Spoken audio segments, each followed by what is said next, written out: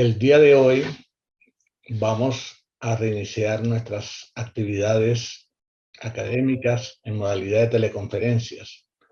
Sean todos bienvenidos. Muy buenas tardes. En nombre de la Facultad de Medicina de la Universidad de Antioquia y de la IPS Universitaria, les habla Domingo Caraballo Gracia. Soy médico, profesor de la Facultad de Medicina de la Universidad de Antioquia en el área de la fisiología cardiovascular y miembro del grupo de rehabilitación cardíaca de la IPS Universitaria, en donde también realizamos la parte de las pruebas de esfuerzo. Debido a los grandes adelantos científicos que ocurren en todo el mundo, la gran cantidad de información que recibimos diariamente por diferentes vías, desde hace varios años un grupo de profesionales decidimos reunirnos periódicamente, siquiera una vez al año. Inicialmente lo estábamos haciendo en forma presencial, pero debido a la pandemia pasamos a la modalidad de teleconferencias, que creo que vamos a continuar en esta modalidad porque toda la oportunidad de que personas de diferentes partes del mundo, no solamente Colombia, sino de diferentes países, puedan conectarse a estas teleconferencias, las cuales no tienen costo alguno, y siempre las hacemos el tercer jueves de cada mes, a esta misma hora, a las 6 de la tarde. Esta primera actividad que vamos a hacer ahora, nosotros empezamos las actividades en el mes de febrero y las terminamos en noviembre, son 10 actividades al año. Por lo general siempre invitamos a una persona, un conferencista, a que venga a hacernos la charla, pero esta vez viendo la importancia, la magnitud de las personas mayores que está teniendo en todo el mundo, el crecimiento de personas mayores de todo el mundo, un grupo de personas que hacemos parte del grupo de cardiogeriatría de la Sociedad Colombiana de Cardiología y Cirugía Cardiovascular, coordinado por el doctor Alberto Barón Castañeda, decidimos hacer una teleconferencia en la cual vamos a participar el doctor Alberto Barón, el doctor Ale Rivera y mi persona. El doctor Alberto Barón Castañeda es un médico egresado de la Universidad del Rosario, especialización en medicina interna y en cardiología de la Universidad del Rosario y el Hospital Militar Central. Es profesor emérito del Hospital Militar, miembro de la Academia Nacional de Medicina, de la Sociedad Colombiana de Cardiología, miembro honorario y es el coordinador del grupo de trabajo de cardiogeriatría. Y el doctor Ale Rivera, quien nos acompaña también, es especialista en medicina interna y cardiología, máster en insuficiencia cardíaca y máster en epidemiología, cardiólogo de la Clínica Los Rosales y Centro Médico para el Corazón de Pereira, docente de posgrado de medicina interna, medicina crítica y cuidado intensivo de la Universidad Tecnológica de Pereira, presidente del capítulo de falla cardíaca, trasplante cardíaco y hipertensión pulmonar de la Sociedad Colombiana de Cardiología, presidente de la seccional del Eje Cafetero de la Sociedad Colombiana de Cardiología en Pereira. De antemano, en nombre de todos los asistentes de la Universidad de Antioquia y de la IPS Universitaria, damos nuestros agradecimientos al doctor Alberto Barón, al doctor Ale Rivera por acompañarnos en esta actividad y sabemos que sus aportes científicos van a ser de gran utilidad para la comunidad en general, que es para quien va dirigida básicamente esta actividad el día de hoy. Entonces, con ustedes, para no dar más preámbulo, el doctor Alberto Barón Castañeda va a iniciar esta actividad, repito, como organizador, como coordinador del grupo de trabajo de cardiogeriatría. Adelante, doctor Alberto Barón. Vamos a tratar de cubrir los temas más importantes de lo que implica la enfermedad cardiovascular en las personas de mayor edad. Uno de los puntos que debemos tener en cuenta es que Colombia, al igual que el resto del mundo, o la gran mayoría de los países del mundo, está teniendo un crecimiento muy grande de las personas de mayor edad.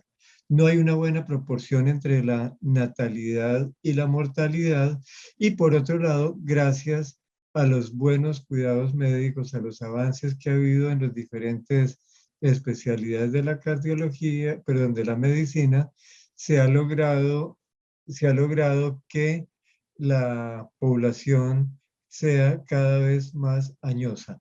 Aquí esta gráfica, en la cual es tomada directamente del DANE, en el cual vemos el crecimiento exponencial de la población, tomando en cuenta los índices de envejecimiento de las últimas décadas.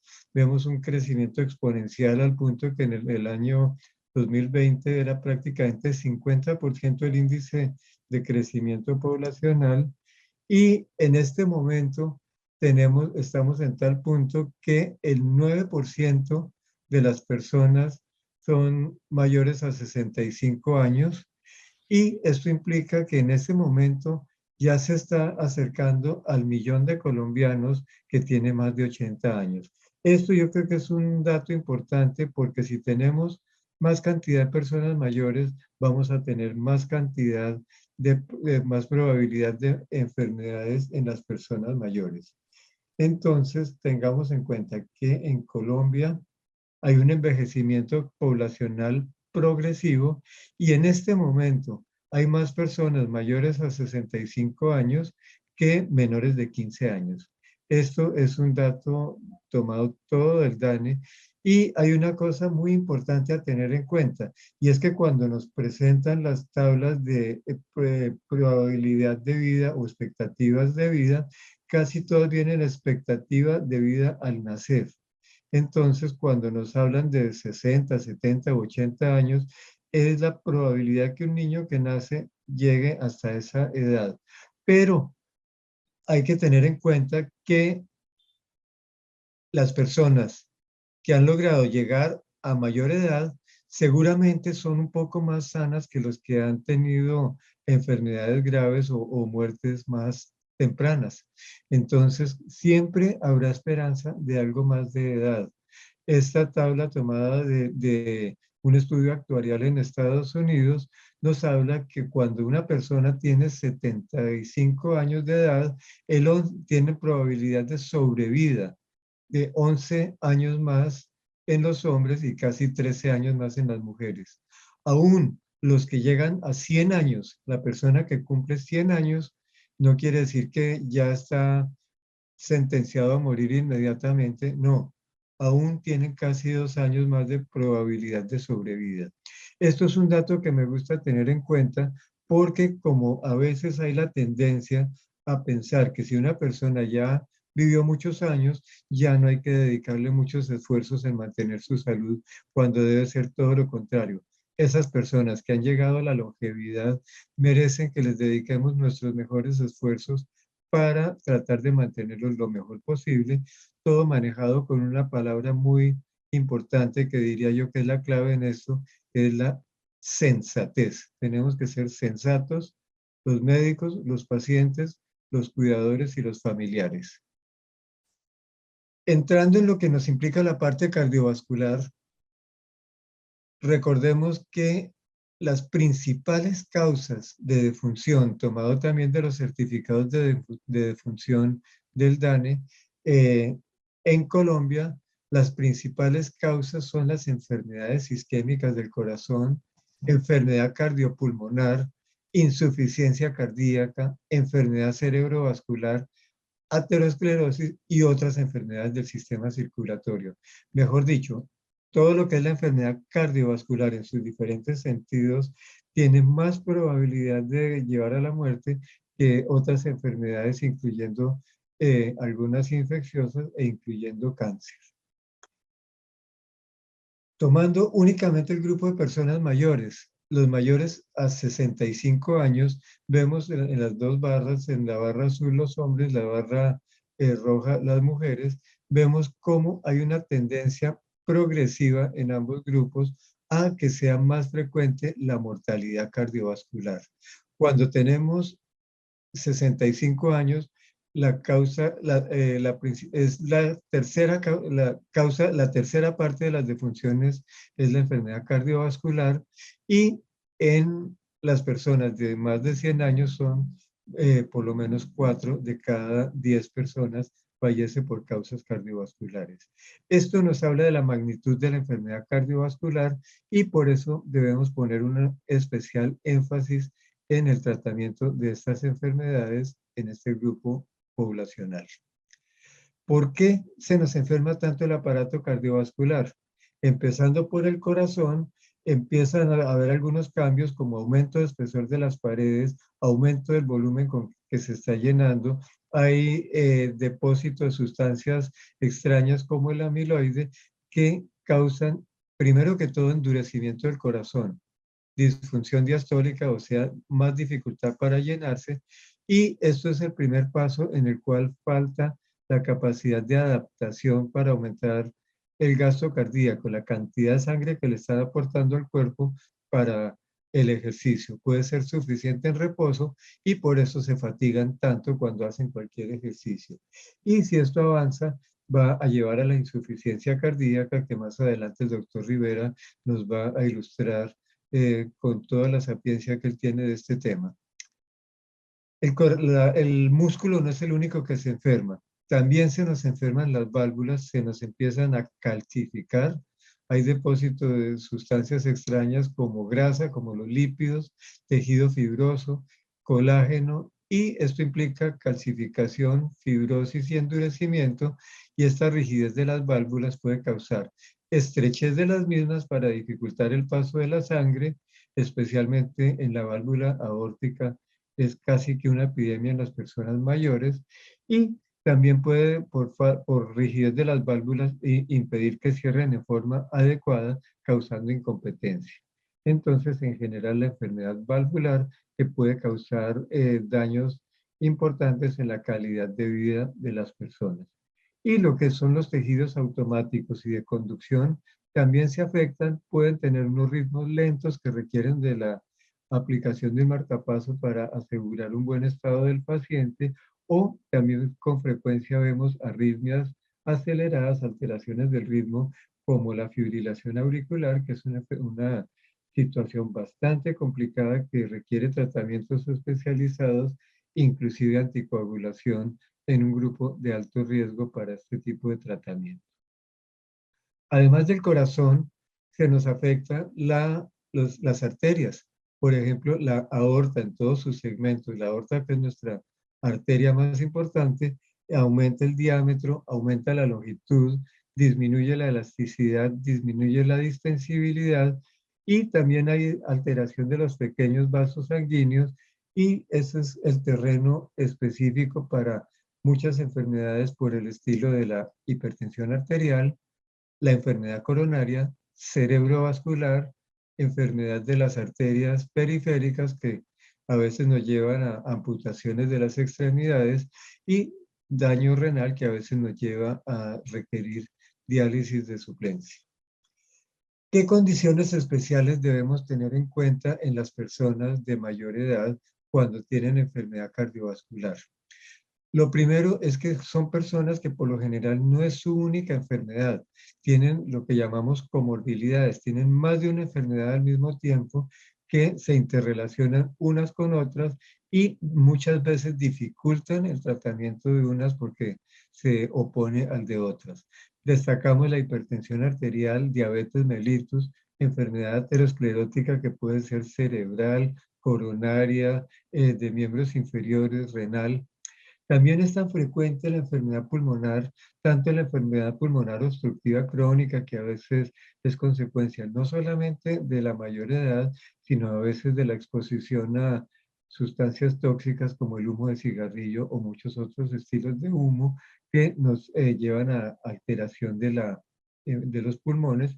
Y también es muy frecuente en las personas mayores que tengan, especialmente los que tienen mayor edad y además son obesos, tienen más probabilidad de tener apneas durante el sueño, que causa arritmias, que causa hipertensión, que causa otra serie de factores.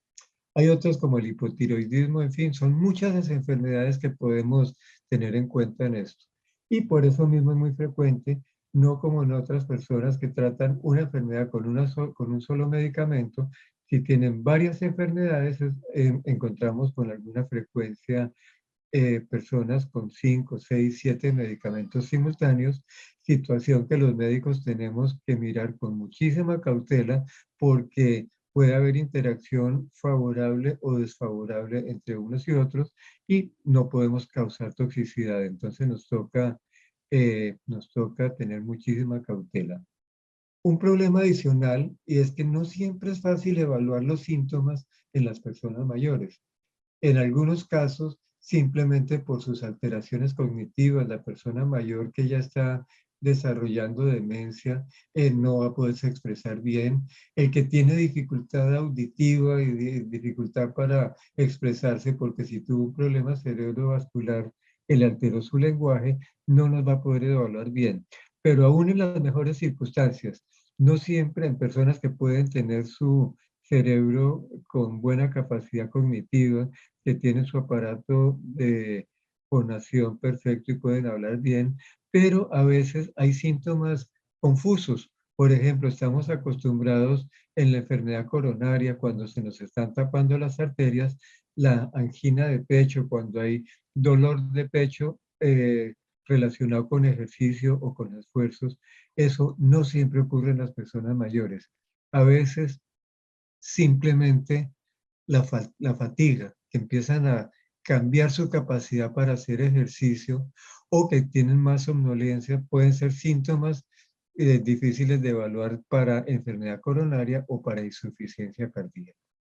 El estado nutricional es muy importante porque tanto la sobrenutrición, tanto la obesidad nos dificulta la administración de medicamentos, es un factor de riesgo para muchas enfermedades cardiovasculares, pero cuando hay desnutrición, la falta de proteínas cambia un poquito la distribución y absorción de los medicamentos, lo que nos puede hacer tener fallas terapéuticas. Y eso es lo que vamos a tener en cuenta en la farmacocinética, que puede ser diferente por dificultad de absorción, de pasar los medicamentos a la sangre y de distribuirlo en la sangre para que lo libere en los sitios donde se requiere. De manera que vemos que son personas especiales que necesitan muchísimo cuidado. Y además de todo, debemos recordar algunos de los síndromes geriátricos que los médicos geriatras están especializados y reconocen esos temas. Traje solamente aquí 3 temas muy importantes, como son la fragilidad, la dependencia y la demencia. La fragilidad puede llevar a dependencia, eso es un punto muy importante, y aunque hay muchas clasificaciones para fragilidad, traje los criterios de la doctora Linda Fried, que aunque ya tienen 20 años, yo creo que son de los que son más claros, y es importante tenerlos en cuenta porque cuando una persona pierde peso sin estar haciendo una dieta especial. La persona que le dice a uno, este año perdí 5 kilos sin cambiar mis hábitos de alimento, ni mis hábitos de ejercicio, ni tener otras enfermedades intercurrentes, es una persona que se está debilitando. El agotamiento, la persona que se está cansando, que siente que le falta energía para cualquier tipo de actividad, lo mismo que la pérdida de la fuerza muscular. Hay maneras de cuantificar la fuerza muscular, por ejemplo, con un dinamómetro, pero eso es más difícil de evaluar en los consultorios porque no todos tienen dinamómetro. Hay pruebas muy sencillas, como decirle a la persona que se levante 5 veces del asiento sin usar sus manos. Si no es capaz, seguramente la fuerza de sus miembros inferiores está disminuida.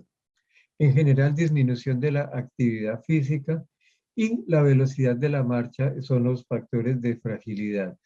Quiero hacer un énfasis en esto porque todos sabemos que cualquier enfermedad cardiovascular en una persona frágil tiene más riesgo de complicaciones, más riesgo de mortalidad.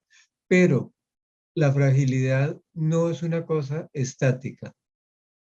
Si no se interviene, esa fragilidad con bastante probabilidad va a evolucionar hacia una dependencia.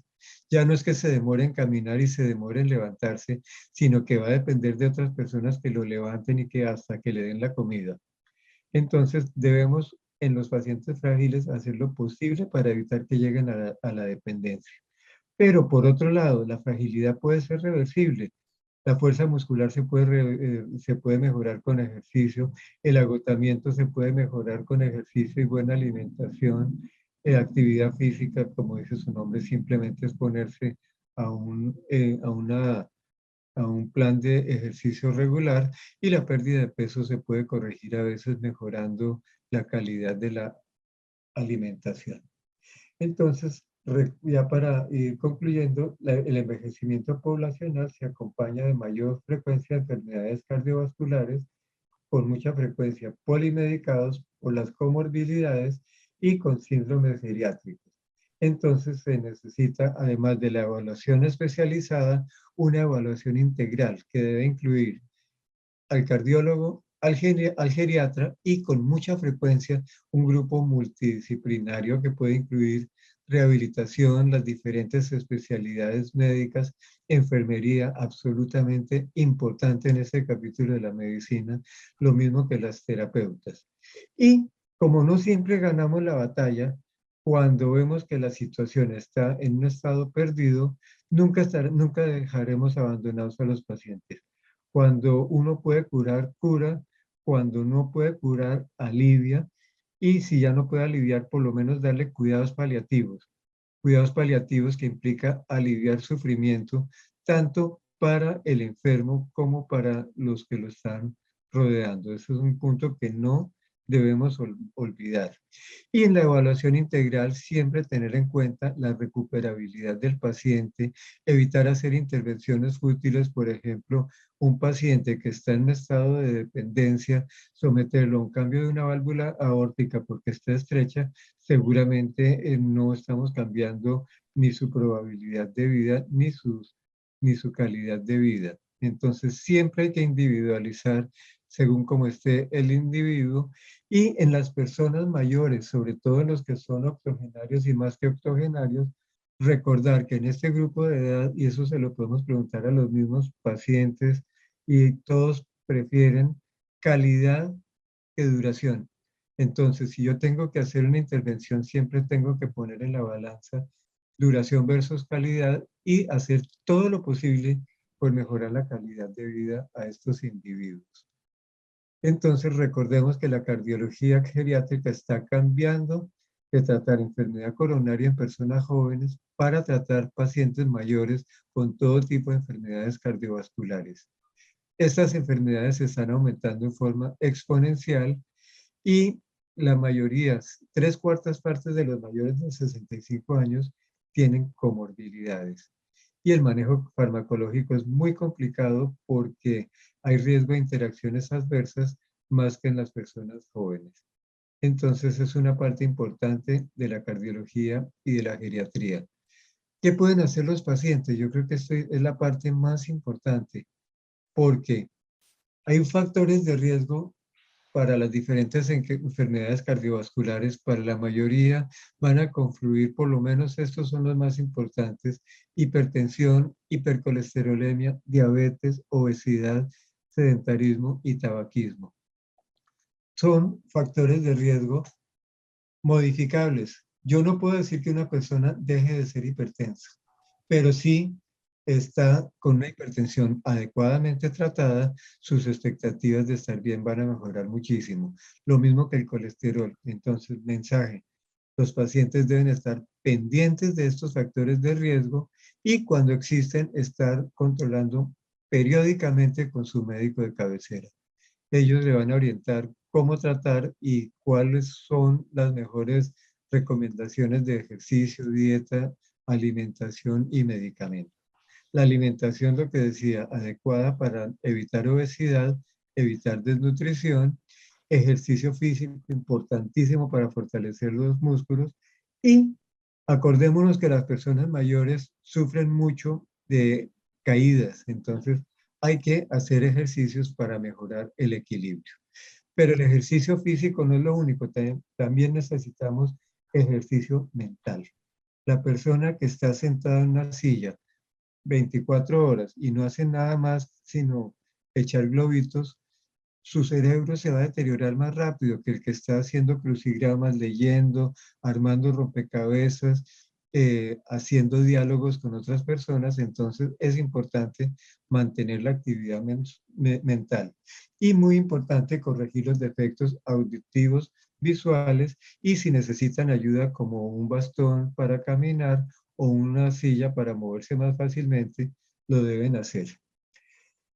El doctor Manuel Lombo nos iba a hablar de hipertensión arterial, pero por motivos ajenos a su voluntad y de última hora se nos tuvo que excusar. Yo voy a tocar dos punticos muy importantes en la hipertensión arterial, porque es una enfermedad dentro de todas las que mencionábamos de las enfermedades cardiovasculares, es quizá la más frecuente. Esta gráfica la adapté de una publicación hecha hace 6 años por el doctor Carlos Cano de la Universidad Javeriana. Él fue el fundador del grupo de geriatría de esa universidad y ha sido uno de los líderes de la Sociedad Colombiana de Geriatría. Y con su grupo hicieron este trabajo buscando la prevalencia de la hipertensión arterial. Vemos también una prevalencia exponencial, pero en datos que realmente causan preocupación. 4 de cada 10 personas de 65 años tienen hipertensión. 3 de cada 4 personas mayores de 80 años son hipertensos. Entonces es una enfermedad muy prevalente y va aumentando en forma importante con el paso de los años. Entonces, resumiendo, la prevalencia de todas las personas mayores a 65 años está entre 55 y 65%, un porcentaje muy elevado, pero más alarmante que eso son estos otros datos que hablaban en este estudio. Entre 30 y 40% de los pacientes hipertensos diagnosticados no están bien controlados, o sea que es una enfermedad que es muy frecuente y no la estamos tratando bien. Y más grave que eso, encontraron a varios pacientes, casi el 18% de los pacientes que no tenían diagnóstico. Y había también cerca de 1 de cada 5 no tratados. O sea que es una enfermedad grave que lleva a otras porque es un factor de riesgo a otras enfermedades que no la estamos tratando en forma adecuada. Siempre que habla uno de hipertensión arterial en las personas mayores, le hacen a uno la pregunta, ¿cuál es la meta ideal de tratamiento? Y es una pregunta muy difícil, sobre todo que si teníamos un paradigma muy viejo y era que las personas mayores, la persona tenía que ser con presión arterial muy alta. Yo recuerdo hace 40 años le decían a uno más o menos que la presión sistólica podría ser hasta 100 más la edad del paciente. O sea, una persona de 80 años podría tener 180 años. Eso es un exabrupto. Eso los estudios mostraron que eso no puede ser así. Entonces, lo que está ideal es que la presión arterial sistólica debe estar siempre entre 120 y 140 en las personas mayores. Así como en las personas más jóvenes estamos hablando hasta 135 o inclusive 130 milímetros de mercurio, el umbral de la presión sistólica es 140. Y la diastólica debe estar entre 55 y 85. Traje esta gráfica de lo que llamamos la curva en J porque es uno de los puntos graves del tratamiento de la hipertensión, que si no la tratamos bien vamos a tener enfermedad coronaria, enfermedad cerebrovascular, esos desagradables hemorragias cerebrales, y si la tratamos mucho vamos a tener síncope, vamos a tener desmayos por bajar mucho la presión arterial sistólica. Entonces, es clave empezar tratamiento en dosis muy bajas. Casi siempre recomendamos al empezar tratamiento en una persona mayor, empezar más o menos en la mitad de la dosis recomendada para otros grupos de edad y poco a poco ir titulando hasta tener la presión adecuada. Esto es un punto importante tanto para médicos como para pacientes porque uno casi siempre pretende que con la primera fórmula ya quedó completamente corregido el problema y eso no es así. Tratar hipertensión arterial de una persona mayor necesita muchas consultas hasta llegar a las dosis ideales. Entonces hay que hacer controles frecuentes y estar buscando los medicamentos que sean más apropiados.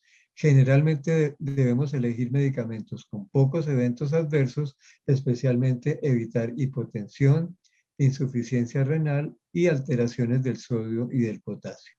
Y a veces es preferible usar combinaciones en dosis bajas que usar una dosis alta de un solo medicamento. ¿Para qué tratamos la hipertensión, que en muchos casos es asintomática? Para disminuir la frecuencia de la insuficiencia cardíaca, la mortalidad por enfermedad cerebrovascular, mortalidad global cardiovascular y disminuir la insuficiencia cardíaca. Todo eso se logra cuando la presión arterial está adecuadamente controlada.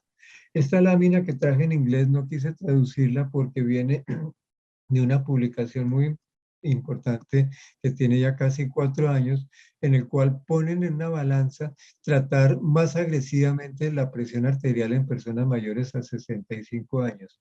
Ventajas: la tercera parte en reducción de los efectos adversos de los efectos adversos mayores como infarto o trombosis cerebral. Tercera parte, reducción en mortalidad cardiovascular, casi 40% de reducción en falla cardíaca. O sea que es un medicamento, tratarla enérgicamente es útil en estos sentidos, pero puede implicar tener más cantidad de medicamentos, aumentar el riesgo de insuficiencia renal si bajamos mucho la presión arterial, lo mismo que otros posibles efectos adversos como las caídas o el síncope y la hipotensión y otros efectos secundarios. Entonces se necesita, lo que decía, sensatez y buscar un equilibrio en el tratamiento. ¿Qué podemos hacer como pacientes? La terapia no farmacológica, restringir la cantidad de sal. Los colombianos comemos muy salado, entonces hay que restringir la cantidad, puede bajar hasta 8 milímetros de mercurio, disminuir la cantidad de alcohol, bajar peso si está en sobrepeso o en obesidad, y recordar que en las personas obesas, por cada 10 kilogramos que pierdan el peso, la presión se reduce entre 5 y hasta 20 milímetros de mercurio. Aumentar la actividad física y hacer la dieta específica para hipertensión arterial. Si hay preguntas más adelante, estoy dispuesto para responder lo que sea. Entonces, doctor Caraballo. Muchas gracias, doctor Alberto Barón. Excelente su exposición. Y como usted lo ha dicho directamente, las preguntas las haremos al final de las conferencias. Vale la pena resaltar a todos que estas conferencias están siendo grabadas y serán publicadas aproximadamente en 3 semanas en la página de la Facultad de Medicina, que se llama Aulas Abiertas de la Facultad de Medicina. Cada uno podrá ingresar en esa página, que es libre, y ahí hay una parte donde están todas las teleconferencias, incluso las del año pasado las tenemos ahí en una carpeta que se llama Rehabilitación Cardíaca. Yo les puedo hacer llegar a todos los interesados la vía por la cual ustedes pueden lograr ingresar a esa página y encuentran todas las charlas que estamos haciendo, incluyendo la del día de hoy. Continuando con esta actividad, vamos a seguir ahora con la charla del doctor Alex Rivera, que nos va a hablar directamente sobre la parte de la insuficiencia cardíaca. Adelante, doctor Alex.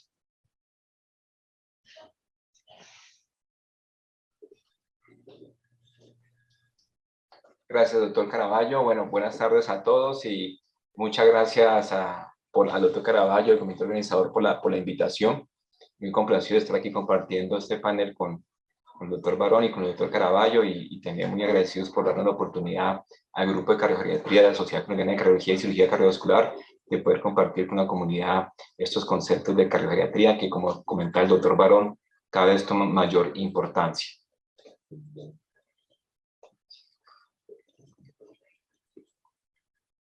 Aquí a compartir.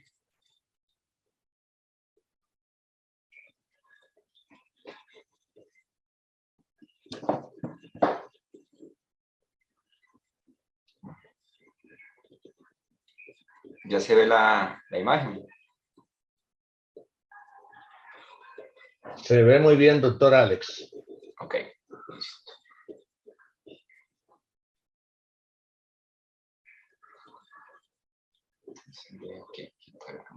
Listo. Entonces, vamos a hablar un poco sobre la insuficiencia cardíaca en el adulto mayor. este es el contenido de la conferencia. Vamos a comenzar con la parte de definición y con la parte de epidemiología, síntomas y signos, las causas, el diagnóstico, el tratamiento y luego unas conclusiones al respecto. Entonces, con respecto a la definición de insuficiencia cardíaca, Doctor Alex, señor. no están pasando las diapositivas. No, estamos en la primera. Ok, a ver.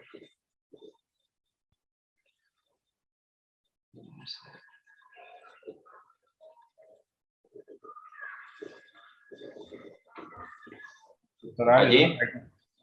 una pregunta. ¿Usted tiene doble pantalla en el computador? Doble pantalla. A ver, no. Espera un momentito, yo voy a dejar de compartir otra vez. Bueno. Sí, señor. Y cuando le dé compartir, dele compartir toda la pantalla. Ok.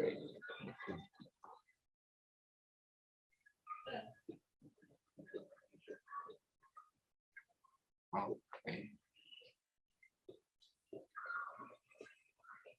Entonces, compartir. Ya toda la pantalla. O pantalla. Le da compartir y abre la presentación. Uno primero pantalla. Sí, señor. Ok, pantalla y luego. Compartir. Compartir. Ok. Listo, ahora sí. Ahí sí estamos. Ahí estamos en el contenido. Ah, ok, listo. Entonces ya retiro aquí un poco acá esto. Las camaritas. Listo. Ok, entonces mencionaba que ese es el contenido de lo que vamos a valorar en los siguientes minutos. Entonces comenzamos con la definición de insuficiencia cardíaca. Ahí ya está pasando. Sí, señor. Ok.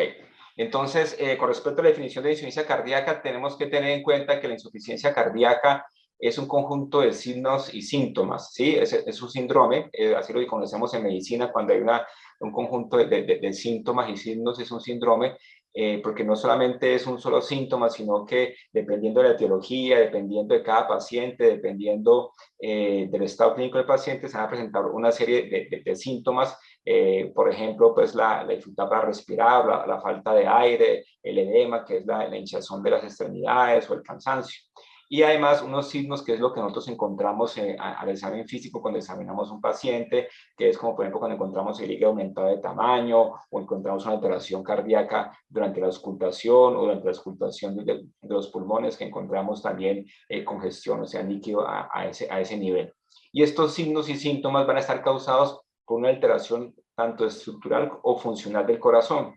Y esto va a conllevar entonces a que el corazón no sea capaz de cumplir una de sus funciones, que es la de contraer, expulsar un volumen sanguíneo adecuado que pueda llevar el oxígeno suficiente a las diferentes partes del organismo, y a su vez también esa disfunción del corazón va a llevar a que se aumenten las presiones dentro del corazón y que retrógradamente transmita esa presión y ese volumen hacia los pulmones y que también se acumulen entonces líquidos en los pulmones o líquido en las extremidades. Entonces va a haber un desequilibrio entre la capacidad del corazón para bombear esa sangre y suplir las necesidades del organismo.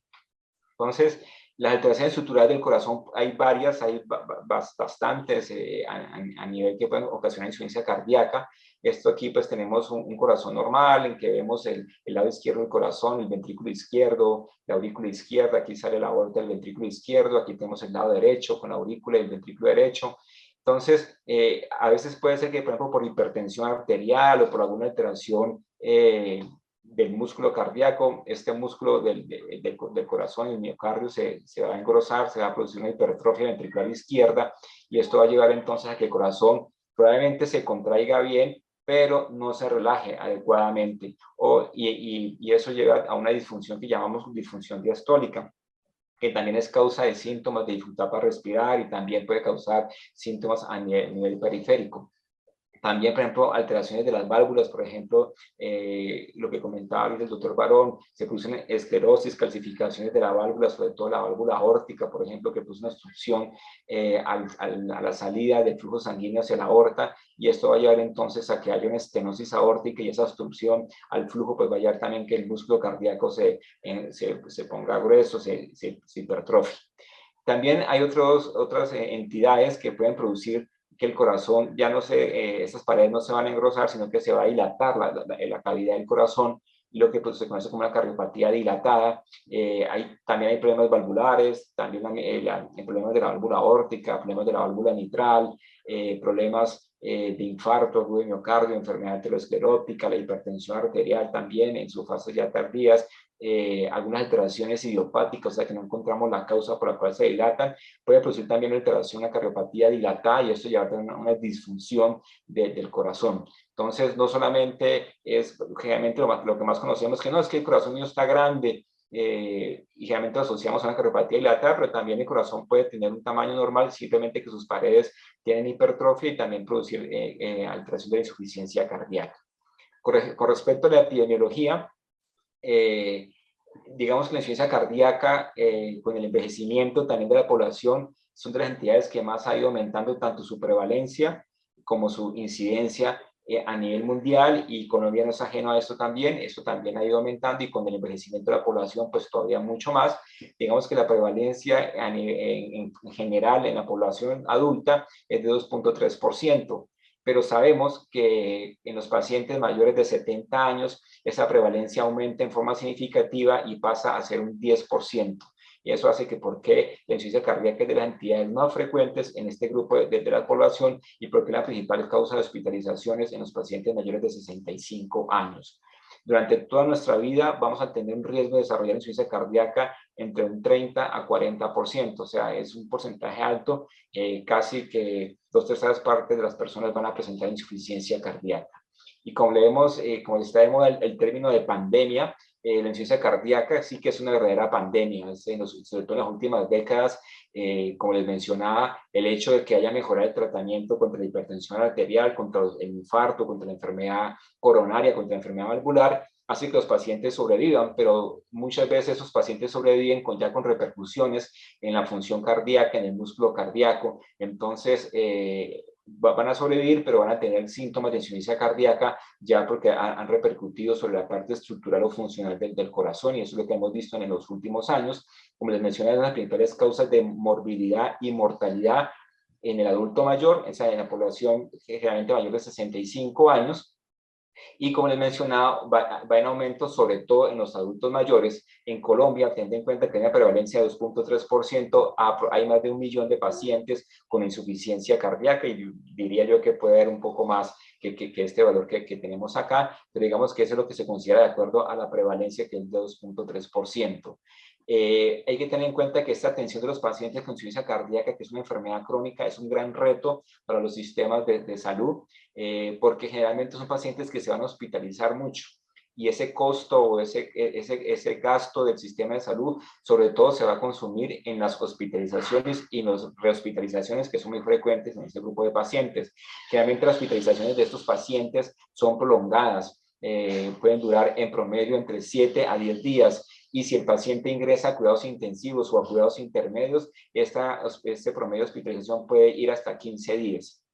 Además, como les mencionaba, son frecuentes, son pacientes que, como en todo paciente con enfermedad crónica, la adherencia juega un papel fundamental. Entonces, muchos de esos pacientes ya se cansan de tomar medicamentos, y esto hace que no sean muy juiciosos con sus medicamentos, o de pronto no son juiciosos con la parte de restricción de agua y de sal, y eso hace que lleva a que se descompensen en forma frecuente, y que entonces requieran ingresos al servicio de urgencias o a hospitalizaciones.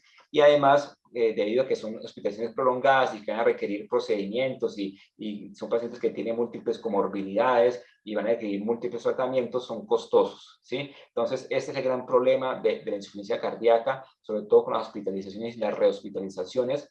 Hay que tener en cuenta que muchos de estos pacientes ancianos tienen otras enfermedades. Hasta 2/3 partes de los pacientes pueden tener más de 2 comorbilidades, y hasta el 25% de los pacientes pueden tener 6 o más comorbilidades. O sea, es un paciente con insuficiencia cardíaca, es hipertenso, hipotiroideo, tiene POC, tiene enfermedad coronaria, es diabético, tiene dislipidemia. Ahí ya son 6 enfermedades, y cada una de estas enfermedades con 1, con 2 o 3 hasta 3 medicamentos. Entonces ya podemos ir multiplicando por qué es tan difícil a veces la adherencia en ese grupo de pacientes, y por qué es un problema difícil también las interacciones farmacológicas. La insuficiencia cardíaca tiene un mal pronóstico, como les menciono aquí, muchas veces tienen una mortalidad peor que el cáncer. A veces cuando un paciente le decimos, mire, usted tiene una insuficiencia cardíaca o una falla cardíaca, el paciente dice, ah, bueno, menos mal que no era cáncer. Pero resulta que la mortalidad por insuficiencia cardíaca es mucho más, es más alta que el cáncer. Los pacientes se pueden morir por muerte súbita, o sea, el paciente que generalmente los que tienen una clase funcional 1 y 2, que son pacientes que tienen o que no tienen síntomas de insuficiencia cardíaca ya que están compensados o que tienen síntomas con esfuerzos severos, hacen una arritmia y hacen paro cardíaco y se pueden morir. Eso se refiere a la muerte súbita. Y los pacientes que tienen una insuficiencia cardíaca más avanzada, que tienen síntomas con menor esfuerzo, en reposo, generalmente fallecen porque la enfermedad sigue progresando hasta que lleva ya a un paciente que no tiene, pues, que siente síntomas en reposo. Hay que tener en cuenta también que la insuficiencia cardíaca está asociada con una reducción del 50% de la expectativa de vida en los pacientes mayores o iguales de 75 años. Habla pues de esa repercusión que tiene esta entidad. Y cuando un paciente se hospitaliza, también marca mal pronóstico. O sea, es muy mal pronóstico que un paciente se hospitalice, y más si se hospitaliza 2 o 3 veces en un año. Y digamos que la mortalidad después de un primer ingreso por una descompensación por insuficiencia cardíaca, la mortalidad a un año es del 24 a 50%. O sea que casi la mitad de los pacientes que son hospitalizados van a fallecer en el siguiente año después de una hospitalización, y a los 5 años después de una hospitalización el 80% de los pacientes han fallecido. O sea que realmente es un problema serio la que tiene la insuficiencia cardíaca, y sobre todo en los pacientes mayores de 75 años. Con respecto a los síntomas y signos de insuficiencia cardíaca, el síntoma cardinal, el síntoma universal, es la disnea progresiva, o sea, la sensación de falta de aire, que inicialmente se presenta cuando se hace algún tipo de actividad de moderada o gran intensidad, pero característicamente el paciente se va deteriorando cada vez más y va presentando síntomas de dificultad para respirar con menor esfuerzo, llegando inclusive ya a tener dificultad para respirar en reposo, o con una sola actividad. Por ejemplo, los pacientes con cepillarse los dientes, afeitarse, peinarse, ya se sienten ahogados. Y entonces ya hablamos de que tiene un paciente con una disnea en reposo, y eso es de mal pronóstico. Nosotros utilizamos clasificaciones de la Asociación de Nueva York de 1 a 4, en la cual 1 es un paciente que no siente síntomas, que no siente dificultad para respirar con la actividad usual. Ya el paciente que tiene una clase funcional 2 ya tiene síntomas con actividades moderadas, por ejemplo. El paciente que tiene una clase funcional 3, el paciente ya tiene síntomas con esfuerzos leves, y el paciente con clase funcional 4, ya el paciente tiene síntomas en reposo. También hay otro síntoma que es lo que nosotros llamamos como ortopnea, y es el paciente que presenta dificultad para respirar cuando se acuesta, cuando se pone el decúbito supino, cuando se pone boca arriba, por ejemplo, en una cama. El paciente siente dificultad para respirar y siente necesidad de utilizar varias almohadas. Por eso le preguntamos a los pacientes si duerme, con cuántas almohadas duerme, si ha tenido que aumentar el número de almohadas, o si duerme. Hay pacientes que dicen, no, yo básicamente tengo que dormir sentado, o tengo que levantar la cabecera, o tuve que conseguir camas tipo hospital que se levanta la cabecera, porque si duermo completamente acostado me voy a sentir ahogado. Y esto es básicamente dado porque en el momento que adoptamos el decúbito supino, nos acostamos, cambian las presiones y hace que aumente el retorno de líquido hacia el corazón, y el corazón es capaz de manejar toda esta cantidad de líquido, y retrógradamente se va hacia la circulación pulmonar. También hay otro síntoma característico que es la disnea paroxística nocturna, en la cual el paciente se acuesta, se duerme y se despierta con una sensación de ahogo inminente, que lo hace que se tenga que sentar, como la figura aquí que tenemos aquí a la derecha. Inclusive los pacientes se levantan, se van hacia una ventana porque sienten un ahogo y sienten una necesidad de tratar de tomar aire, y esto es lo que llamamos disnea paroxística nocturna, y también es un síntoma típico también de la insuficiencia cardíaca, y está dado por una congestión, como vemos aquí, de ese líquido a nivel de los pulmones. Entonces, hay otros síntomas también, como es el edema, que es la hinchazón en tobillos, como pueden ver aquí en la figura de este señor que está acá sentado. que inicialmente comienza en los tobillos, pero también es progresivo y posteriormente puede ocupar las piernas, la región pretibial, y posteriormente ya en estados avanzados compromete todas las extremidades y puede llegar a comprometer también el abdomen. El paciente dice, oiga, es que yo me siento hinchado, me siento como si estuviera inflamado, y es básicamente lo que nosotros llamamos como ascitis, y también puede comprometer algunos órganos específicos como el hígado, en el cual se aumenta de tamaño, llamamos hepatomegalia, o el vaso que llamamos splenomegalia. Entonces son pacientes que ya, aparte de tener el edema o la hinchazón de las extremidades inferiores, también tienen a nivel abdominal también acumulación de líquido, que llamamos ascitis. El paciente generalmente, digamos así, tiene pérdida del apetito. Los pacientes se llenan muy fácilmente, eso se llama hiporexia, y son pacientes que están muy cansados, que tienen fatiga, que hacen cualquier actividad física y se cansan, no toleran ningún tipo de actividad. Aquí podemos observar entonces un pie que es normal, y esto es como un pie con edema, en la cual verdaderamente muchas veces el paciente dice, no, es que yo no tolero, solamente ando en chanclas porque no aguanto los zapatos cerrados ya, o las medias no me sirven, o los zapatos le marcan, por ejemplo, también, o las medias le quedan marcadas por el edema. Hay otros síntomas también como la tos seca, o el silbido en el pecho. Ya hablamos de la fatiga, cansancio, la pérdida del apetito también. Algo característico también es que el paciente también orina mucho en la noche, se llama nicturia. Pacientes, sobre todo los pacientes ancianos, pueden presentar mareos, confusión, alteración del estado mental. Son pacientes que están desorientados, o pacientes que sí se desorientan, como que no saben dónde están, y esto es porque hay una baja perfusión sanguínea a nivel del cerebro. Y otro síntoma también que puede ocurrir es el dolor torácico, asociado a veces con síndrome coronario agudos, con infarto de miocardio, con angina, con enfermedad obstructiva de las coronarias, y palpitaciones realmente asociados con arritmias, sobre todo la fibrilación auricular. Con respecto a las causas, son muchas las que mencionaba el doctor Barón, de las enfermedades que mencionaba al comienzo. Tenemos las enfermedades de las arterias coronarias. La principal causa a nivel mundial de la insuficiencia cardíaca es la enfermedad coronaria, en la cual se forman placas de colesterol, placas ateroscleróticas a nivel de las arterias coronarias, y eso conlleva a infarto, y a introducir un infarto pues lleva a que se haya pérdida de músculo del corazón, y que pueda llevar generalmente a una dilatación del corazón, a una pérdida de la fuerza contráctil del corazón y a pérdida de función de bomba que tiene el corazón.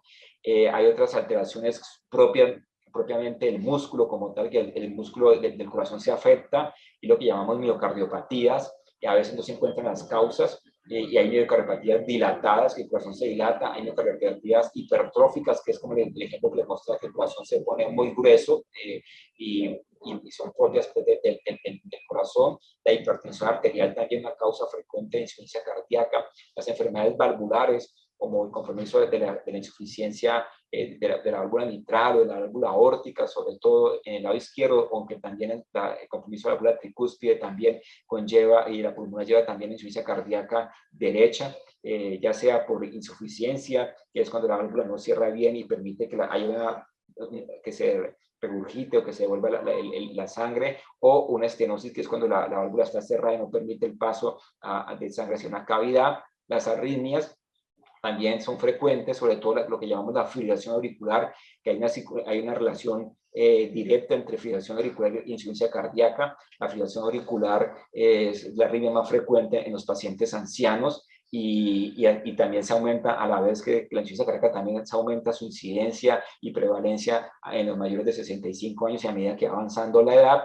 Y esa insuficiencia y la fibrilación auricular puede producir insuficiencia cardíaca, y a su vez la insuficiencia cardíaca puede producir fibrilación auricular, y eso hace que haya un matrimonio allí y que pueda producir ese tipo de entidades. También hay otro tipo de arritmias, como por ejemplo las taquicardias ventriculares, por ejemplo, también, o las taquicardias supraventriculares, que hay muy frecuentes, también pueden producir disfunción del músculo. Agentes tóxicos como el cigarrillo, el alcohol, pero también aquí entra, por ejemplo, la parte de quimioterapia, sobre todo las personas que, el ejemplo clásico son las mujeres que tienen cáncer de mama y que reciben antraciclinas, que son quimioterapias cardiotóxicas, que hacen que el corazón se dilate, también afecta la función cardíaca, y vemos casos que desgraciadamente se curan del cáncer, pero entran en una insuficiencia cardíaca y con muchos síntomas. Eso ha hecho que también en los últimos años aparezcan grupos de trabajo de cardio-oncología en el cual se hace un seguimiento mucho más estricto y hay seguimientos con natriuréticos, con otras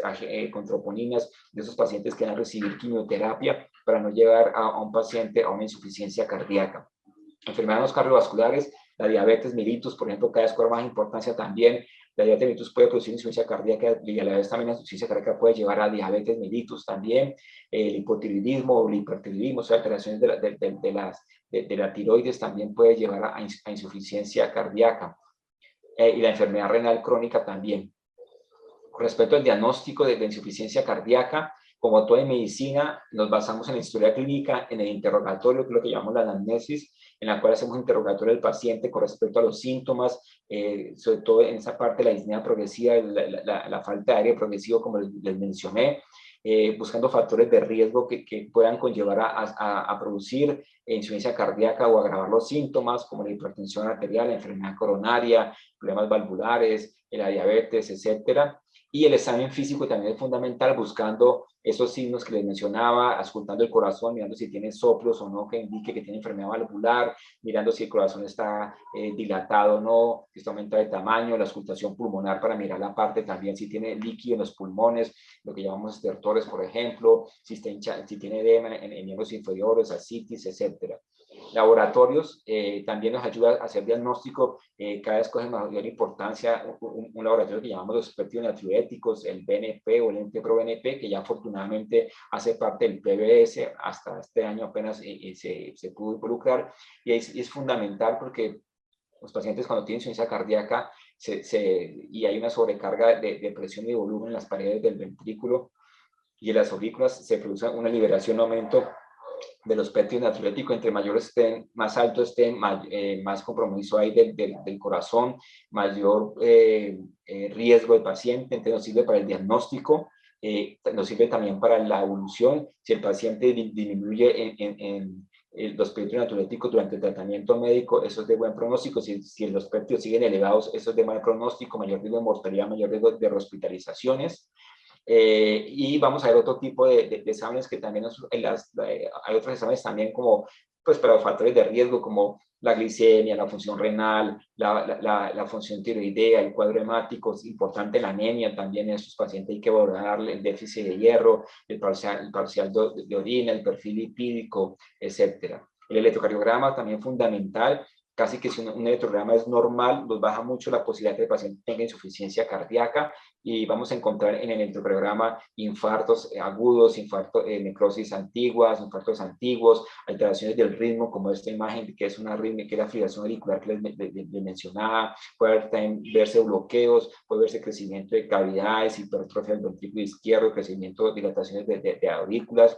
La radiografía de tórax también nos demuestra que puede haber un aumento del tamaño de la silueta cardíaca, lo que llamamos cardiomegalia, pero también nos puede mostrar también si el pulmón está lleno de líquido, como es esto que está aquí, que son infiltrados intersticiales compatibles con edema pulmonar cardiogénico, los cilios prominentes, pero también nos sirve también para descartar otras causas de dificultad para respirar, porque obviamente que no solamente la insuficiencia cardíaca es la única causa de que produce dificultad para respirar, sino que también hay otras causas como son las infecciones, como las neumonías, las infecciones pulmonares, el derrame pleural o el tromboembolismo pulmonar, etcétera.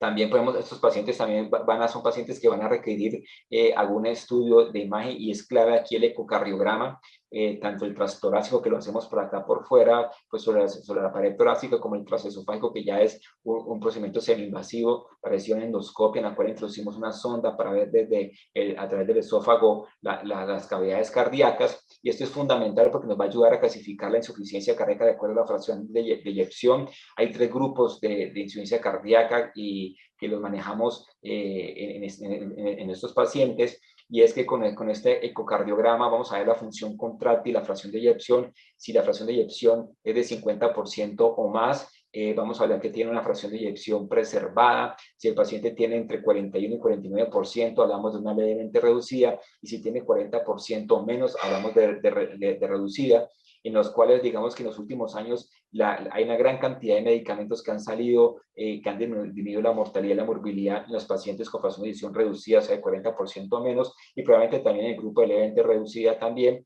Y aparte de esa fracción de eyección, con el ecocardiograma también vamos a ver el tamaño del corazón, vamos a ver las válvulas también, cómo están funcionando, la válvula mitral, la aórtica, si hay insuficiencia o estenosis.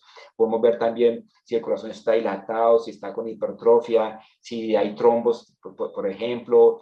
Vamos a ver también si hay derrame pericárdico, o si está el lado derecho también del corazón, si tiene presiones aumentadas, o si está dilatado el ventrículo derecho, etc. La prueba de fuerza también nos ayuda a valorar en forma objetiva la capacidad funcional de ese paciente, porque muchas veces el paciente uno le pregunta al paciente, ¿usted tiene dificultad para respirar cuando camina? No, doctor, yo camino perfectamente, yo no tengo ningún problema, pero el paciente en forma inconsciente va modificando su estilo de vida. Entonces resulta que ya no va a la casa por la ruta de siempre, porque a través de esa ruta hay una pendiente y al subir esa pendiente se siente ahogado, sino que hace un recorrido un poco más largo, pero ese recorrido no tiene esa pendiente. Por ejemplo, uno le pregunta al familiar, un familiar acompañante, usted cuando camina con el paciente tiene que bajar la velocidad. Ah, sí, claro, doctor, yo tengo que caminar mucho más lento porque si yo camino a mi paso, lo dejo regado. Entonces son detalles que el paciente no se da cuenta y que ya va deteriorando su capacidad funcional, su capacidad física. Entonces esta prueba de esfuerzo nos ayuda en parte también a valorar en forma adecuada la capacidad funcional, o también nos ayuda a valorar también si hay problemas de isquemia miocárdica, problemas en la circulación coronaria. También se puede hacer con bicicleta, también la podemos hacer con un poco más suave, que es la prueba de caminata de 6 minutos en terreno plano también. Hay otros exámenes también como el cateterismo cardíaco que nos ayudaría también a mirar la parte de obstrucciones coronarias, y también sería terapéutica también para colocar por ejemplo, y alta con la resonancia cardíaca también, que nos ayuda también a tratar de clarificar la etiología de la insuficiencia cardíaca.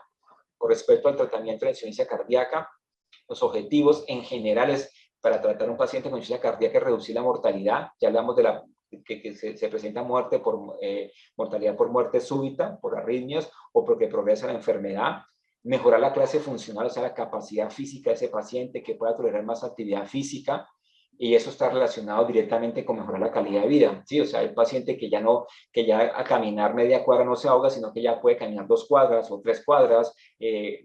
A veces no hablo con el paciente y dice, mire, yo lo que quiero es poder salir a caminar con mis nietos. Eso es lo que yo quiero, que pueda, no me interesa correr, no, simplemente que yo pueda salir a caminar con mis nietos, ir al parque con ellos y que no me sienta ahogado.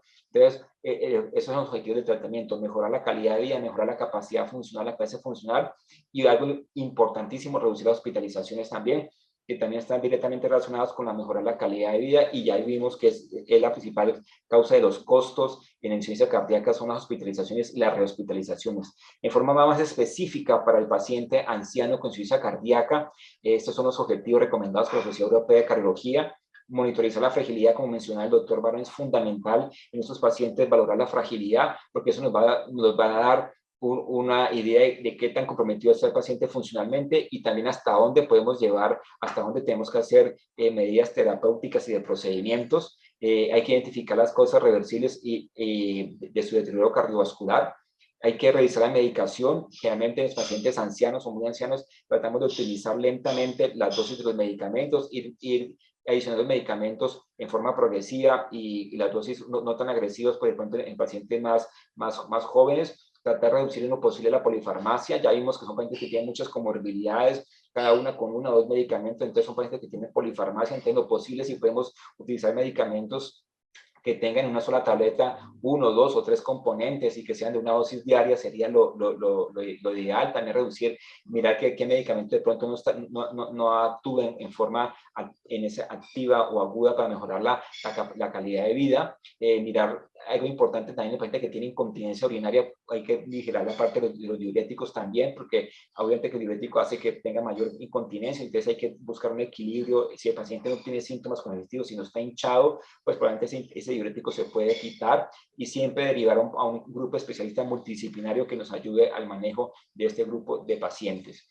Esto es lo que tenemos que evitar, este círculo vicioso de que el paciente sale de la hospitalización y al poco tiempo nuevamente vuelve a reingresar. Esto que el paciente sale y dura muy pocos días en insuficiencia cardíaca es algo común. Por eso es tan importante que una vez el paciente se le dé salida, se pueda ver el paciente entre los 7 a 10 días después del egreso, para evitar estas rehospitalizaciones. Y en los pacientes ancianos todavía es mucho más frecuente esas rehospitalizaciones. Hasta un 30% de los pacientes se rehospitalizan al mes, ya son 60% se vuelven a hospitalizar a los 6 meses. Esta es la pirámide de los pacientes. Miren que es una pirámide inversa en los pacientes jóvenes. El porcentaje del paciente anciano que está sano o con un proceso agudo es mínimo, 0.57% representado por esta puntita.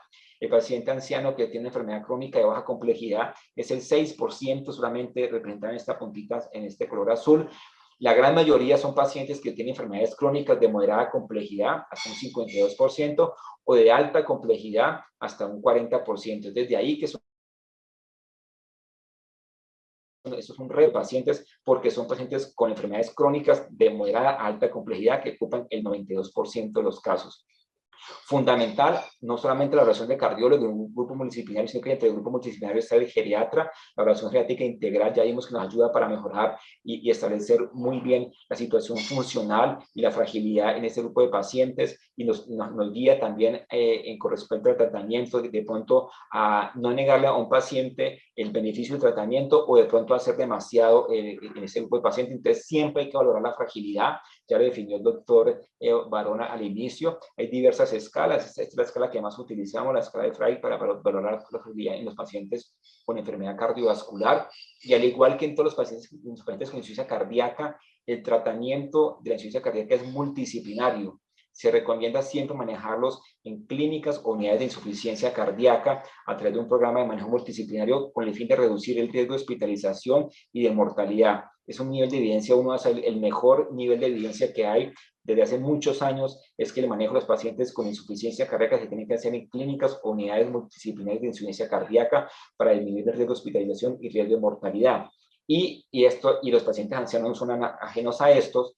Hay que hacer un abordaje terapéutico integral y multidisciplinario desde el punto de vista médico, ¿cierto? Evaluar el estado de la insuficiencia cardíaca, evaluar la etiología de la insuficiencia cardíaca, mirar el tratamiento más adecuado del paciente, considerar si hay que hacer cambios, si hay que evitar la polifarmacia, mirar las comorbilidades. Ya vimos que son pacientes que tienen 2 hasta 6 o más comorbilidades, entonces sobre todo mirar la parte de diabetes, enfermedad renal, la apnea obstructiva del sueño.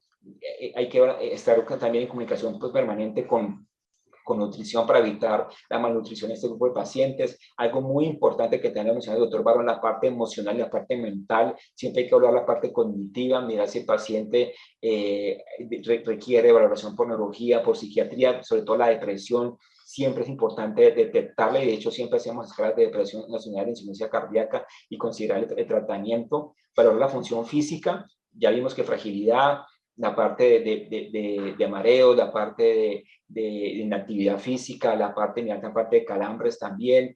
Evaluar siempre si el riesgo de caída también es fundamental en ese paciente, si requiere apoyo de bastón, si requiere apoyo de caminador, si requiere un apoyo siempre de una persona que lo esté acompañando. La parte social también, los cuidadores es fundamental también en la insuficiencia cardíaca, y sobre todo en el paciente anciano también, mirar qué barreras tienen en sus casas con respecto a la movilidad, las barreras psicológicas, barreras sociales, si tiene una red de apoyo o no, que nos permita seguir avanzando en el manejo de ese paciente. Todo esto en torno al paciente, buscando el beneficio del paciente a través de un abordaje terapéutico integral. Esto es lo que usamos nosotros, no me voy a detener en esto. Hay unos pilares fundamentales como son los antialdosterónicos, el árnica, acuitil, valsartán, los inhibidores SGLT2, los betabloqueadores, pero alrededor de eso hay otra gran cantidad de moléculas y procedimientos que hacen que el manejo de estos pacientes sea multidisciplinario para mejorar la calidad de vida, mejorar el pronóstico y disminuir las hospitalizaciones.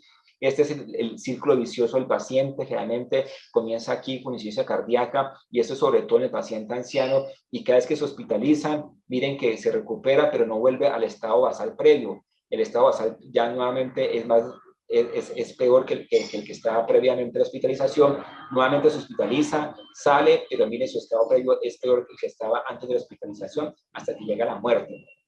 Es así que el paciente, a medida que se inicia la insuficiencia cardíaca, el tratamiento de insuficiencia cardíaca, se hace con el tratamiento que les mencioné, que les mostré anteriormente, de toda esta cantidad de medicamentos, pero simultáneamente se hace el cuidado paliativo. Y es que el cuidado paliativo no solamente siempre lo relacionamos con muerte, no, el cuidado paliativo es mejorar los síntomas, y lo comenzamos también desde el mismo momento en que comenzamos el tratamiento de insuficiencia cardíaca. Solamente que a medida que el paciente se va deteriorando cada vez más, y se hospitaliza y pierde capacidad funcional y aumentan los síntomas y a veces ya no a pesar del tratamiento médico óptimo, no podemos ya mejorar los síntomas.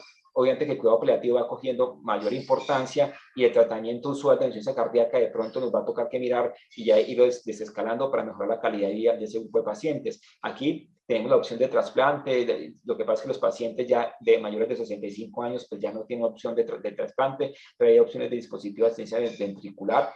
Y al final de la vida tenemos que mirar esto. Ya para terminar, tenemos que mirar, hay que hacer una evaluación integral. Y ese paciente que va ya a una situación de final de vida, en la cual ya básicamente los cuidados paliativos cojan un papel importante, tenemos que hablar con el paciente y tenemos que hablar con la familia. Tenemos que ir haciendo una planificación anticipada de esos últimos días. Tenemos que redefinir los objetivos terapéuticos. Mirar si es importante algunos medicamentos, de pronto ya no es importante toda la cantidad de medicamentos que tiene que recibir, sino que mirar los medicamentos que realmente impacten calidad de vida. Tenemos que anticiparnos a los eventos, hablar con el paciente.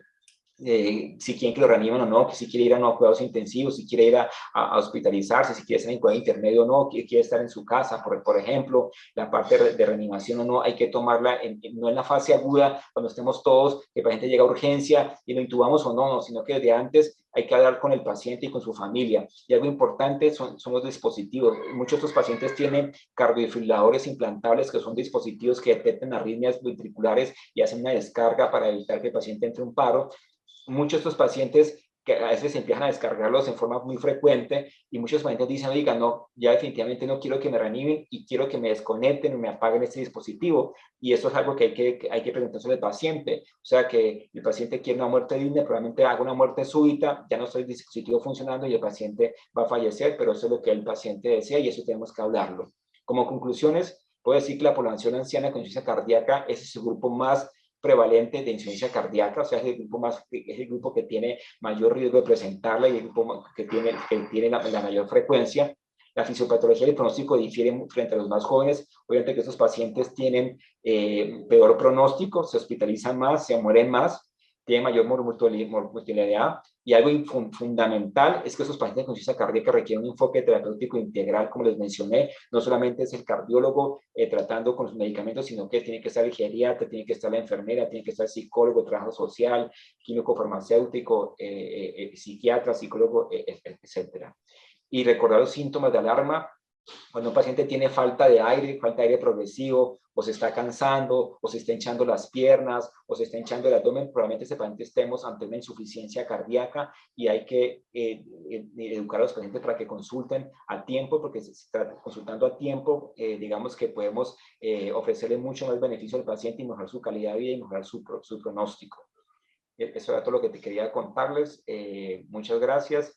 Los invito a seguir las redes sociales de la Sociedad Colombiana de Cardiología y Cirugía Cardiovascular y el capítulo de falla cardíaca. Estamos en Twitter y en Instagram y ahí tenemos siempre información valiosa para los pacientes y también para los colegas médicos. Muchas gracias. Muchísimas gracias, doctor Alex, por su brillante exposición, muy clara. Estoy seguro de que todas las personas han entendido su exposición y esto es un complemento para todo lo que estamos viendo en las personas mayores. A continuación, brevemente voy a dictar la última parte, que es la parte que tiene que ver con el ejercicio. Los expositores han estado hablando continuamente de la parte de la actividad física, la importancia de la actividad física en el adulto. Entonces yo me voy a permitir hacer esa parte.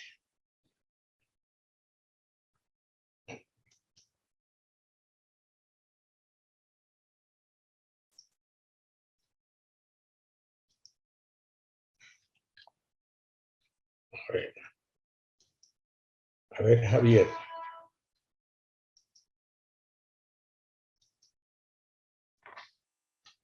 Javier.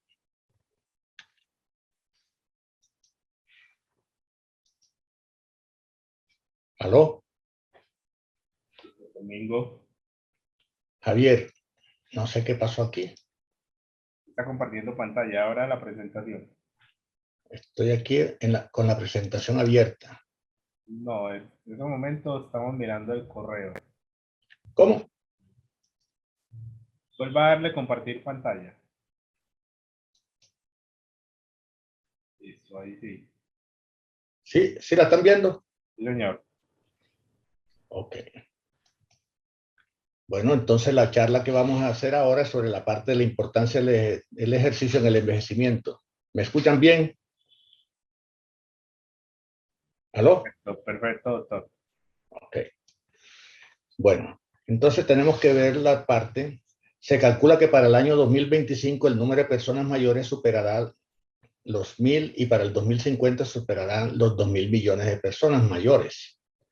El envejecimiento es un proceso continuo que se caracteriza por su variabilidad multidimensional, depende de factores como el genotipo individual, factores ambientales, conductas saludables y acceso a los servicios de salud. Algunos cambios funcionales que ocurren en el envejecimiento son parecidos a los que acompañan a la inactividad física o al desacondicionamiento físico. Esto es un punto que yo voy a resaltar en la charla. Entonces vemos que el envejecimiento, según la Organización Mundial de la Salud, se dice que influyen factores individuales como la parte de comportamientos, cambios relacionados con la edad, la parte genética de algunas enfermedades asociadas, pero también factores ambientales como es la vivienda, los dispositivos de asistencia que tengan las personas, instalaciones sociales, recreativas, etcétera, y la parte del transporte. Una cosa que tiene que ver directamente con la capacidad física de la persona, con la realización de actividad física, es el consumo de oxígeno, la cantidad de oxígeno que es capaz de captar una persona. Esta es una gráfica que está en inglés, pero es muy fácil de entender, como les voy a explicar ahora. Toda persona toma aire del oxígeno del medio ambiente del aire, ese oxígeno llega a las vías respiratorias y las vías respiratorias a través de los alvéolos puede pasar directamente para que sea captado por la hemoglobina. La sangre oxigenada llega directamente al corazón, el corazón bombea esa sangre oxigenada y la manda a toda la periferia. Entre los tantos está la parte muscular y el músculo directamente cuando capta el oxígeno pasa el oxígeno hacia las mitocondrias y la mitocondria es la fábrica, es donde está la maquinaria para realizar la parte de energía y eso es lo que nos va a permitir hacer movimientos.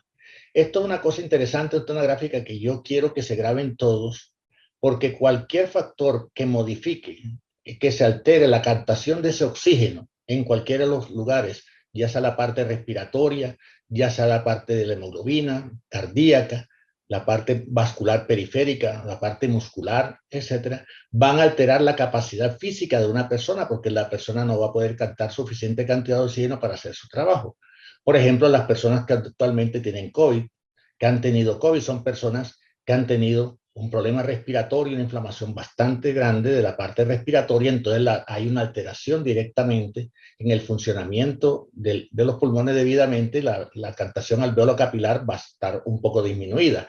Esas personas también pueden tener alteraciones cardíacas, pueden tener alteración directamente de su hemoglobina y también por todos los días de incapacidad que tienen estas personas, están acostados, están intubados muchos o sin tanto movimiento, eso va provocando un deterioro de la parte musculoesquelética, va disminuyendo la masa muscular esquelética y eso va a traer también deterioro directamente de la capacidad para moverse, para desplazarse. La persona entonces no se va a sentir adecuadamente, por el punto de vista respiratorio se cansa, tiene dificultad para respirar, etcétera, pero se cansa fácilmente porque hay una alteración totalmente de esto.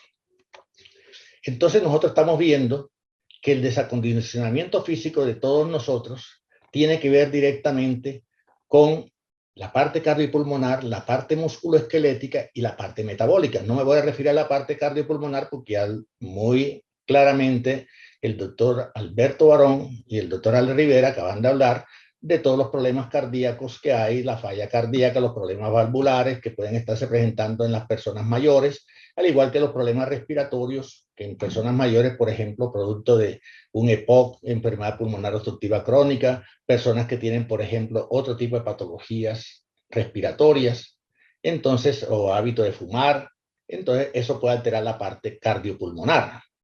Pero, y si alteramos la parte cardiopulmonar, entonces ese corazón no va a tener, ni los pulmones, no va a haber suficiente cantidad de oxígeno para ser bombeado hacia la parte periférica.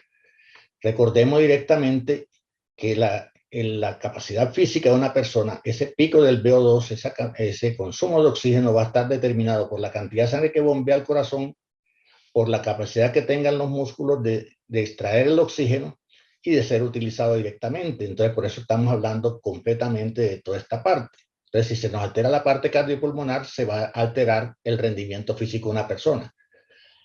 Aquí vemos directamente que una persona con un desacondicionamiento muscular disminuye la cantidad de capilares a nivel del músculo, la cantidad de mitocondrias, los que van a producir la energía, disminuye la masa muscular, aparte motora de reclutamiento de fibras, y eso hace que las fibras vayan cambiando su estructura de fibra lenta a fibra rápida y provocando fácilmente fatigabilidad muscular, disminución de la fuerza y una disminución de la captación de oxígeno. Todo eso en su conjunto trae como consecuencia una disminución del consumo máximo de oxígeno, del pico de oxígeno, o sea, de la tolerancia al ejercicio de la persona. Pero no podemos olvidar que las personas mayores o una persona desacondicionada físicamente también tiene alteración de la parte ósea, la parte del colágeno, disminuye la densidad ósea, disminuye la parte del tendón, tiene que ver con la rigidez del tendón y aumenta el riesgo directamente de lesión en el tendón. Desde el punto de vista metabólico, estas personas también, si no están moviéndose casi, pueden aumentar de peso, pueden tener aumento de peso, aumento de resistencia a la insulina, se altera la presión arterial, puede aumentar la presión arterial, aumenta la glicemia, aumenta los lípidos y aumenta el riesgo de enfermedad cardiovascular como el riesgo de diabetes. Entonces, una persona que esté desacondicionada físicamente, mire la gama de problemas que tiene que tener. ¿Qué podríamos hacer nosotros? Tratar de evitar desde temprana edad tener un desacondicionamiento físico. Se sabe exactamente que las personas, todos los seres humanos, mejoramos esa capacidad física, la podemos aumentar con la edad más o menos hasta los 25 años. Esto, por ejemplo, a nivel de los 25 años de edad, el promedio de las personas es capaz de hacer una actividad física que alcance 12 a 13 veces el consumo de oxígeno en reposo, que se denominan los METs, 12 a 13 METs. Puede hacer una actividad física y para a ese nivel. Pero a partir de los 25 años de edad, hay una disminución progresiva del consumo de oxígeno, de la tolerancia al ejercicio de la persona, disminuyendo aproximadamente un METs, una unidad metabólica cada 7 años. Entonces, una persona de 25 años de edad que llega a 13 METs, no la podemos comparar con una persona de 60 años donde el consumo máximo de oxígeno esperado es más o menos de 7 METs, porque son cambios fisiológicos que están ocurriendo. Y no podemos pretender que una persona mayor tenga el mismo condicionamiento físico directamente de una persona joven. Lo mismo que la parte de los hombres tienen una mayor capacidad, una tolerancia al ejercicio mucho mayor que las mujeres, quizás debido a la mayor masa muscular que existe a nivel de los hombres que las mujeres. Entonces nosotros, esa capacidad funcional, ese estado físico que tenemos todos, va a estar dado directamente por la parte pulmonar, va a estar dado por la parte cardíaca, va a estar dado por otros factores, por ejemplo, como la parte que es la hemoglobina en el caso. Entonces, si estamos desacondicionados o si hemos tenido alguna alteración pulmonar, una enfermedad pulmonar, si hemos tenido una enfermedad cardíaca, si tenemos un estado de anemia, vamos a tener una disminución de la tolerancia al ejercicio y eso también nos va a traer como consecuencia también una disminución más tarde porque nos vamos a mover menos, una disfunción del músculo esquelético. Es interesante saber que las personas jóvenes pueden mejorar su capacidad funcional mejorando la parte cardiorrespiratoria, mejorando toda esa parte y también la parte musculoesquelética.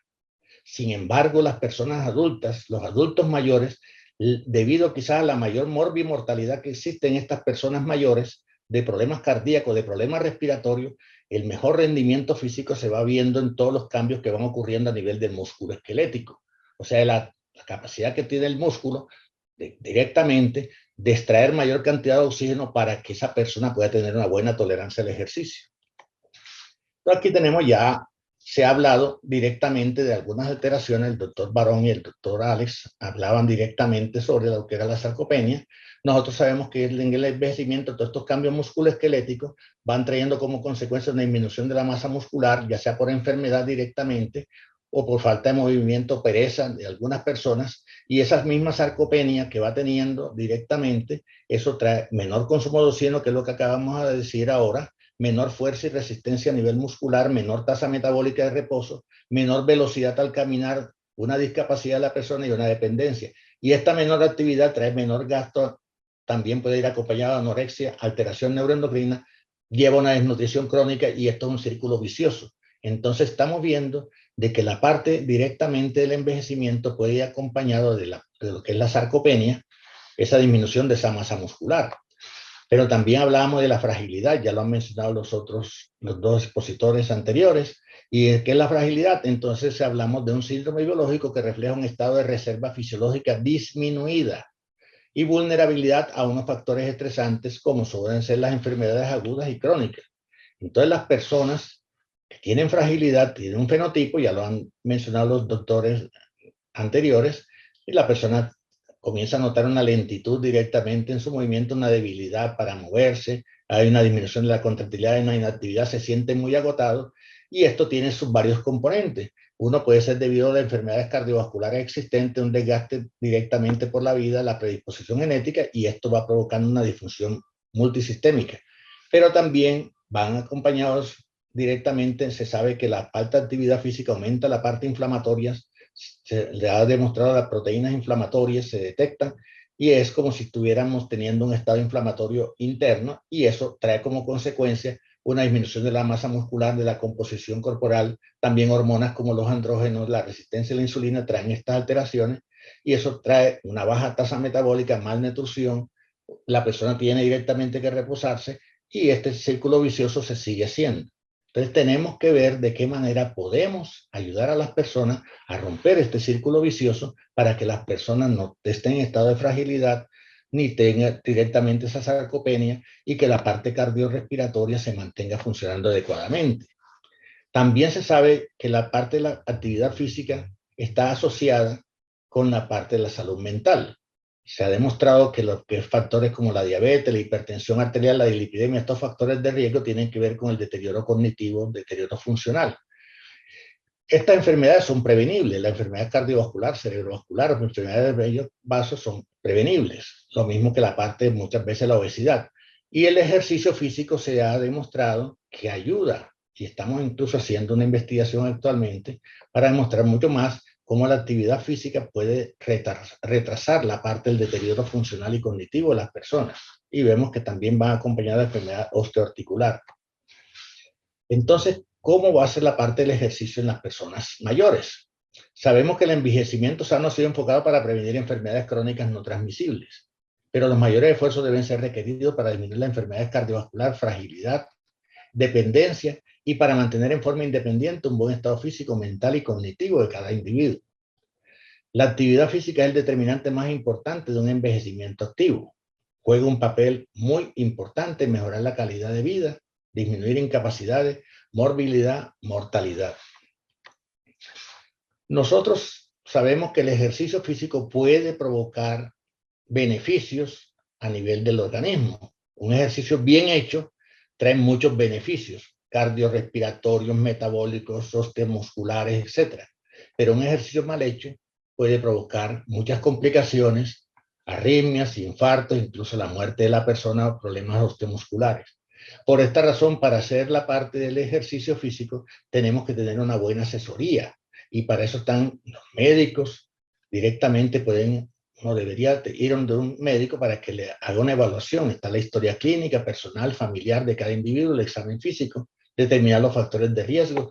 Si es necesario, por ejemplo, el médico, de acuerdo a los factores, considerar hacer un electrocardiograma en reposo e incluso una prueba de esfuerzo, como decía el doctor Alex ahora, revisar las medicaciones que reciba, qué otros exámenes tiene previamente que le hayan realizado, radiografía, problemas osteomusculares que pueda tener esta persona, problemas de rodilla, problemas de cadera, problemas de columna y la parte cognitiva. Entonces tenemos que mirar de una manera integral y para eso debemos trabajar en equipos.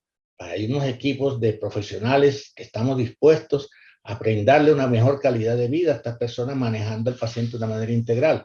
Y eso se logra trabajando en conjunto cardiólogos, neumólogos, fisiatras, las enfermeras, fisioterapeutas, médicos, en la parte de nutrición, psiquiatras, psicólogos, etcétera. O sea, trabajaron en equipo, todos buscando el bienestar de las personas mayores, de esas personas que hicieron mucho por nosotros cuando estábamos pequeños y es un deber nosotros, desde todo punto de vista, ayudarlos ahora que son mayores.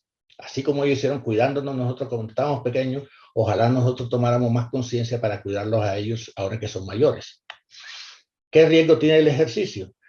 Hay muchos factores que contribuyen al riesgo durante el ejercicio, pero los tres más importantes son la edad, la presencia de enfermedad cardíaca, que puede ser hasta silenciosa, y la intensidad del ejercicio. Se sabe que las personas de mayor edad, o la presencia de una enfermedad cardíaca, enfermedad coronaria, una persona que haya tenido infarto, y las personas que se ponen a hacer ejercicio demasiado fuerte pueden tener mayor riesgo de tener problemas cardiovasculares directamente. Por esa razón nosotros, a todas las personas que van a hacer actividad física, también le decimos los signos, síntomas de alarma, le hacemos recomendaciones para que la persona no haga ejercicio demasiado fuerte. La gente piensa que el ejercicio bueno es el fuerte y realmente eso es una de las partes directamente que tiene que ver, pero vamos a ver otra serie de parámetros. Pero los síntomas de alarma, por ejemplo, dificultad para respirar, dolor precordial, palpitaciones, mareo, haciendo actividad física, por favor, dejemos de hacer actividad física y busquemos una asesoría médica. La Organización Mundial de la Salud define la actividad física como todos los movimientos que forman parte de la vida en el trabajo, la recreación, el ejercicio, la actividad deportiva. Y el ejercicio tiene diferentes variables. ¿Qué tipo de ejercicio? ¿Cuánto tiempo vamos a hacer actividad física? ¿Con qué frecuencia? ¿Cuál es la cantidad de calorías necesaria y la intensidad del ejercicio? Entonces, siempre que vamos a ver la parte del ejercicio, no es decir, bueno, me voy a meter en el gimnasio, voy a hacer lo mismo que está haciendo la otra persona ya directamente. Si hacemos un plan de ejercicio, tenemos que tener una meta. ¿Qué es lo que estamos buscando directamente con el ejercicio? En este caso, si vamos a hacer una prescripción de ejercicio con una persona mayor, lo que queremos es que la persona tenga una buena calidad de vida, disfrute más el tiempo que Dios le permita, sin riesgo de complicaciones. Entonces tenemos, para evitar directamente esas discapacidades, tenemos modalidades como el ejercicio aeróbico, reduce factores de riesgo cardiocerebrovascular, mejora la reserva energética. ¿Qué riesgo? El síndrome coronario agudo, pero lo hemos dicho, si hemos hecho una buena explicación al paciente sobre lo que debe hacer, esto se puede disminuir. Muchas veces aparecen estos datos, 150 minutos por semana de moderada intensidad, alta intensidad. Yo le digo a todo el mundo, el ejercicio es individual. Usted no ha hecho ejercicio en mucho tiempo, por favor no se ponga a hacer tampoco mucho ejercicio en poco tiempo. Démosle tiempo al cuerpo que se vaya adaptando. Los cambios directamente no van a suceder de la noche a la mañana. Son cambios que van sucediendo gradualmente de acuerdo a la disciplina. Si usted apenas puede caminar 10 minutos en la mañana, 10 minutos en la tarde, perfecto. Y uno va cogiendo la disciplina y aumentando poco a poco el tiempo. Pero que el ejercicio no sea demasiado fuerte. Sabemos directamente que la intensidad del ejercicio, o sea, lo fuerte que va haciendo la persona al ejercicio, es como cuando uno también tiene un vehículo y le dicen directamente en el tránsito, directamente la velocidad permitida, la velocidad máxima en este lugar es hasta 80 kilómetros por hora. Porque se ha visto que si lo hace demasiado fuerte, más el riesgo de estrellarse o más el riesgo que le pongan una fotomulta. Toda esa serie de cosas. Entonces es mejor andar en una actividad moderada, una actividad que la persona pueda hacer por largo rato, respirando tranquilamente por la nariz, que si la persona va acompañada de alguien pueda conversar tranquilamente con otra persona. Es una actividad moderada. No tiene que ser una actividad extenuada que la persona tenga dificultad para respirar o que no pueda conversar con otra persona. También debe ir acompañado de ejercicio de fortalecimiento progresivo, que esto mejora fuerza, reduce caída, mejora la salud ósea, los riesgos, las lesiones, pero si se hace con una buena prescripción, estas lesiones son muy pocas y también se hace 2 entrenamientos por semana, iniciar lentamente para prevenir lesiones. Se sabe exactamente hoy en día que la parte cardiorrespiratoria no se mejora nada más con la parte aeróbica. Se sabe que tenemos que hacer un manejo integral, tanto la parte aeróbica como la parte de fortalecimiento, y eso da más beneficio a la persona. Tenemos que hacer también en las personas mayores ejercicio que tiene que ver con la flexibilidad, mantener el rango de movimiento para la actividad diaria, siquiera 2 veces a la semana, hacer estiramiento de cuello, hombro, brazos, pecho, espalda, tobillo, muslo, pantorrilla. Actividades de equilibrio para los adultos mayores con riesgo de caídas y problemas de la movilidad. Realizar ejercicio de equilibrio 3 o más días a la semana de intensidad moderada. Caminar hacia atrás, hacia los lados, con el talón, con los dedos de los pies. Se puede realizar sostenido en un soporte estable y progresar hasta hacerlo sin soporte.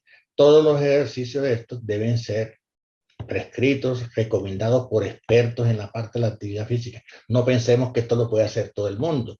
Para eso están los fisiatras, para eso están directamente las fisioterapeutas, las personas que trabajamos en la parte de la fisiología del ejercicio, pero son cosas que no la podemos generalizar a todos.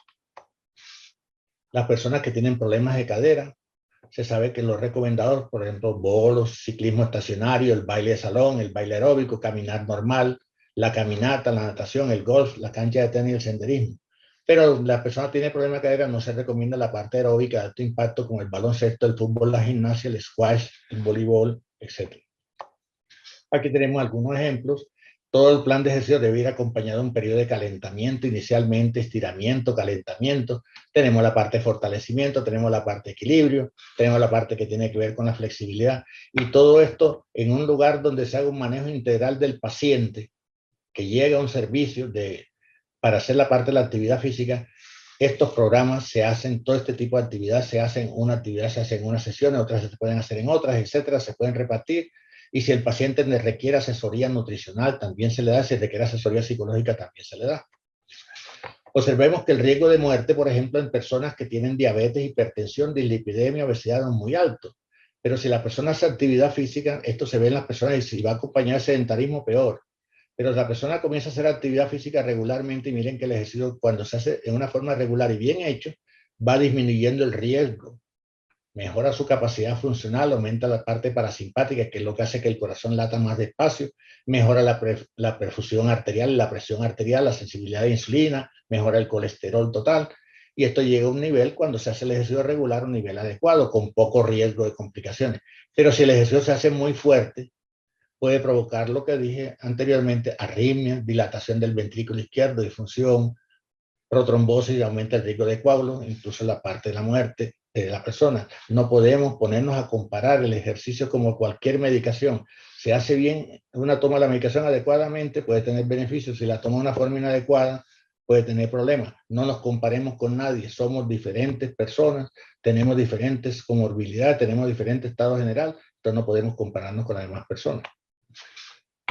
Según la OMS, ¿qué se necesita para un envejecimiento saludable? Cambio en nuestra forma de ver el envejecimiento y de las personas mayores, creación de entornos adaptados a esas personas mayores, adaptación de los sistemas de salud a las necesidades de las personas mayores, creación de sistemas de atención a largo plazo. En un envejecimiento saludable es capaz de hacer cosas al máximo tiempo posible, las cosas a las que damos valor, procurar motivar a las personas a que hagan esta parte de la actividad, cuidarlos, repito, como ellos nos cuidaron a nosotros, y también cuidar a sus cuidadores, porque habrán personas que necesitan que los cuiden, entonces a los cuidadores también los tenemos que cuidar. En general, el ejercicio físico tiene grandes beneficios cardiovasculares, mejora la capacidad cardiorrespiratoria, esa es la tolerancia al ejercicio, hace que el corazón trabaje más lento, mejora la presión arterial. Desde el punto de vista metabólico, mejora la glicemia, mejora la sensibilidad a insulina, mejora el colesterol bueno, el HDL, disminuye el colesterol malo, disminuye los triglicéridos, la cantidad de grasa en el cuerpo, el perímetro abdominal. Y desde el punto de vista musculoesquelético, mejora la masa, mejora la densidad ósea y las extremidades más bajas, disminuye la parte de osteoartritis, de incapacidades. Y neuropsiquiátrico, se ha demostrado que aumenta la masa gris en el hipocampo, en la corteza prefrontal, mejora las funciones cognitivas y síntomas depresivos. Todo esto ayuda a prevenir enfermedades crónicas.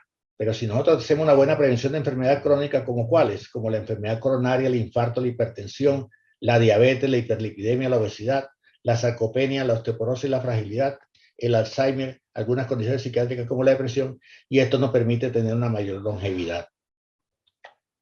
En resumen, nosotros sabemos que los efectos de la actividad física en la fisiología del envejecimiento tenemos varias cosas. Prevención de las enfermedades crónicas, reducción de riesgo, reduce mortalidad, enfermedad coronaria, diabetes, infarto, cáncer. Es interesante, y lo decía el doctor Rivera y también lo decía el doctor Barón, la parte del cáncer. Nosotros sabemos exactamente que las personas que tienen cáncer, por un lado se deprimen, se encierran, y fuera de eso la radioterapia, la quimioterapia puede disminuir un poco, le causa malestar a la persona deja de moverse y comienza a tener un deterioro de la capacidad funcional. Se sabe exactamente hoy en día, y es recomendable que toda persona que tenga cáncer, cuando le hacen su manejo para radioterapia, quimioterapia, esa persona se beneficia mucho entrando en un programa de prevención de enfermedades cardiovasculares o rehabilitación cardíaca, donde le van a hacer una serie de recomendaciones a la parte del ejercicio y le van a mejorar su calidad de vida y va a hacer que la persona se sienta mucho mejor. Lo mismo prevenir síntomas musculoesqueléticos. Desde el punto de vista de la aplicación de un ejercicio adecuado, el resultado funcional es que mantenemos la fuerza muscular, una buena densidad ósea, evitando osteoporosis, mejoramos la calidad de vida, mejoramos nuestro funcionamiento físico y la función cognitiva. Desde el punto de vista psicológico, un buen plan de ejercicio reduce ansiedad, depresión, estrés, mejora la autoestima, mejora el sueño, y desde el punto de vista social, mejora directamente la participación comunitaria, las redes sociales, redes de apoyo. En resumen, aquí tenemos un grupo de personas, cada uno haciendo el ejercicio que le gusta hacer. Es una de las cosas también grandes de la actividad física, hacer lo que nos encanta hacer, no lo que hace cualquier persona. Disfrutar, aun cuando, repito, esta actividad física deberíamos iniciarla en una forma adecuada desde temprana edad, desde los niños, para que los niños cojan unos buenos hábitos de vida directamente y así evitar otra serie de problemas mayores y disfrutemos mucho más de la vida, de este regalo que no sabemos hasta cuándo lo vamos a tener, pero ojalá día a día lo sigamos disfrutando. Muchas gracias a todos.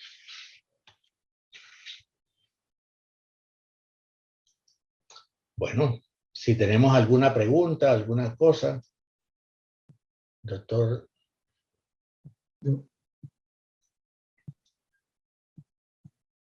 Si me permites, yo estaba viendo acá en el chat una pregunta muy importante que hace José Francisco Petro. Si hay un límite inferior a partir del cual no se aconseja más bajar la presión a las personas mayores. Yo creo que es una pregunta realmente importante porque los riesgos de bajar exageradamente la presión arterial son... los riesgos de bajar la presión más de la cuenta son mala perfusión para el cerebro, mala perfusión para el corazón y para los riñones. Son los tres órganos que más sufren cuando la presión se baja más de la cuenta.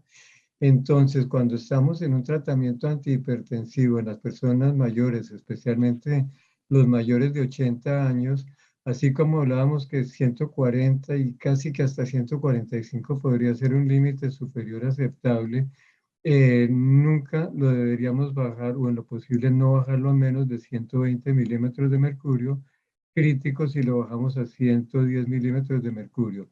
Cuando es para tratamiento de hipertensión arterial, esos son los valores mínimos que debemos permitir de presión sistólica, y la diastólica podemos bajarla casi hasta 50 milímetros de mercurio sin que causemos alteraciones en los órganos vitales, como mencionaba antes. Eso en cuanto a manejo específico de hipertensión arterial, porque en el manejo de la insuficiencia cardíaca sus valores pueden ser un poquito diferentes, porque parte de los medicamentos potentes que se usan, que mejoran sobrevida, que mejoran falla cardíaca, son vasodilatadores. En ellos a veces permitiríamos unas presiones un poco más bajas, que no sé si Alex quiera complementar algo al respecto de la presión arterial límite bajo en falla cardíaca. Sí, sí, doctor Barón. Digamos que los pacientes, sobre todo los pacientes que tienen fracción de eyección reducida, o sea, que tienen fracción de eyección, la que medimos por ecocardiograma, de 40% o menos, ellos, por la parte de su bajo gasto cardíaco o por su mala fracción de eyección, pueden manejar presiones arteriales en el límite inferior normal. Entonces, digamos que podemos tolerar presiones inclusive de 90-50, 90-60, 100-50, siempre y cuando el paciente no tenga signos de bajo gasto cardíaco. Entonces, lo que uno hace es ir titulando, ir aumentando de forma muy progresiva los medicamentos, ir vigilando que no haga ortostatismo, que no haga un compromiso en la función del riñón. Pero digamos que muchos de esos pacientes manejan presiones arteriales 90-50, por ejemplo, y no tienen ningún síntoma ni signo de bajo gasto cardíaco, y se debe mantener los medicamentos. Una opción también a veces es, cuando nos enfrentamos a estos casos, es mirar qué medicamento que está recibiendo para insuficiencia cardíaca no tiene tanto beneficio en este grupo de pacientes. O sea, hay unos grupos de medicamentos que han demostrado disminución de la morbilidad y mortalidad en estos pacientes con insuficiencia cardíaca, como son los beta-bloqueadores, los CIECA, ARNI, los ARNIN, los ISGLT2, los antialdosterónicos. Pero hay pacientes que de pronto están tomando furosemida. La furosemida es muy buena para deshinchar al paciente, pero una vez el paciente ya no tiene síntomas congestivos, ya no tiene edema pulmonar, no está hinchada las piernas, por ejemplo, ese medicamento le debemos tratar de quitar, que sí nos puede bajar la presión arterial y no nos da un beneficio. Eso permitiría de pronto subir los otros medicamentos. o también si tiene otros antihipertensivos, por ejemplo, tipo anlodipino o hidrocortiazida, por ejemplo, que tampoco tienen, que tienen un beneficio para bajar la presión arterial, pero no específicamente para insuficiencia cardíaca, también podríamos retirarlos para poder estos otros medicamentos poderlos subir y mantenerlos. Doctor Barón y doctor Alex, yo les quiero comentar una experiencia que nosotros tenemos en la parte de rehabilitación cardíaca. Muchas veces los pacientes llegan con una presión arterial estable, llegan con unas buenas medicaciones para la presión arterial y por lo que acabamos de ver con la parte del ejercicio y cambio en el estilo de vida, que nosotros cuando estamos haciendo la rehabilitación cardíaca tratamos de motivar al paciente a una alimentación adecuada, control del peso, etcétera. Y el mismo ejercicio con todos los cambios fisiológicos que va teniendo, va fortaleciendo, potenciando el efecto de las medicaciones que los cardiólogos, los médicos en general les prescriben. Entonces a nosotros muchas veces nos toca remitir el paciente, porque ya el paciente está presentando síntomas de hipotensión arterial, remitir el paciente a su médico tratante para que el médico tratante haga unos nuevos ajustes, porque las medicaciones están potenciadas directamente con la parte de la actividad física. Y eso es algo muy común que nosotros tenemos tanto en pacientes hipertensos, pacientes de falla, pacientes con arritmia, etcétera. Son los efectos benéficos de la actividad física. Sí, eso está es muy claro en esa parte. Digamos que dentro de tantos beneficios que tiene el ejercicio, está esa parte de ayudar a controlar la presión arterial. También son muchos esos pacientes también con el solo hecho de disminuir de peso. También les mejora mucho la parte del control de la hipertensión arterial. Totalmente de acuerdo, y es una experiencia que hemos vivido todos, cómo mejoran los pacientes en general cuando hacen un ejercicio físico regular. Y quería recordar un datico adicional, y es que idealmente debemos tener en cuenta en todos estos pacientes la presión arterial en posición sentado. Es la que mejor debemos recomendar porque es la que nos está diciendo un poquito mejor cómo está la presión que va a llevar sangre hacia el cerebro. Entonces, siempre preferir posición sentado como nuestro punto de presión arterial y recordar que los hipertensos necesitan controles periódicos. Eso no puede ser una fórmula que se quedó estática, sino que necesitan controles periódicos con los médicos. Y un punto de alarma que a veces se nos olvida: en los hombres mayores con mucha frecuencia tienen problemas de próstata. El urólogo le formula medicamentos para liberar un poco la obstrucción de la vejiga, medicamentos que por lo general bajan la presión arterial y potencializan a los hipotensores. Entonces, en ellos siempre estar preguntando qué otros medicamentos prescriben los otros especialistas para adecuar las dosis a lo que no le cause riesgos. Muy bien. No sé si hay alguna otra pregunta de los asistentes, si tienen alguna otra duda, alguna inquietud, la pueden hacer, incluso pueden, ya sea por el chat o si quieren solicitar la palabra, pueden escribir y Javier nos facilita directamente eso.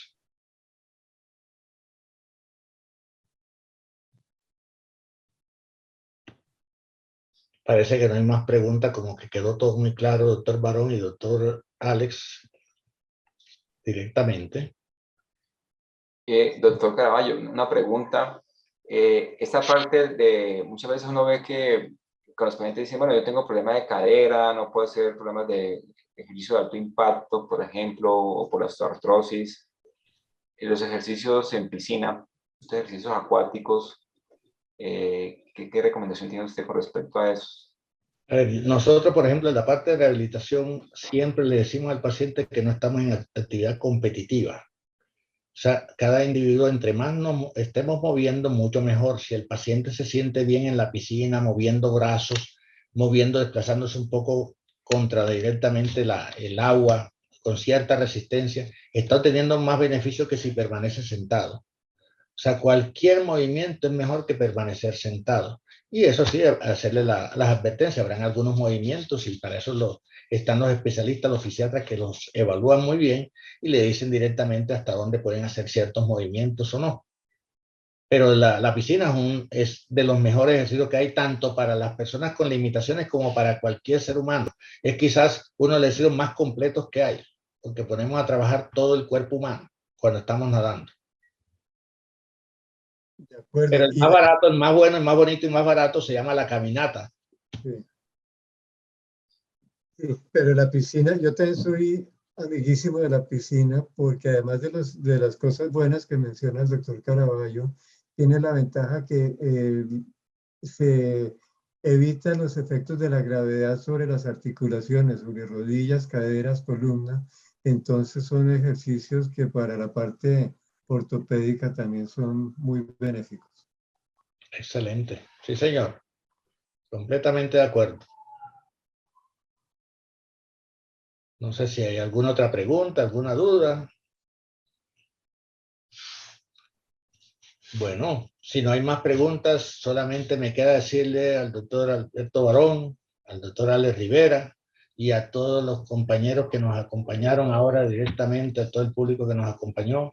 Muchas, muchas gracias por este regalo, doctor Barón, doctor Alex, que nos han hecho a toda la comunidad.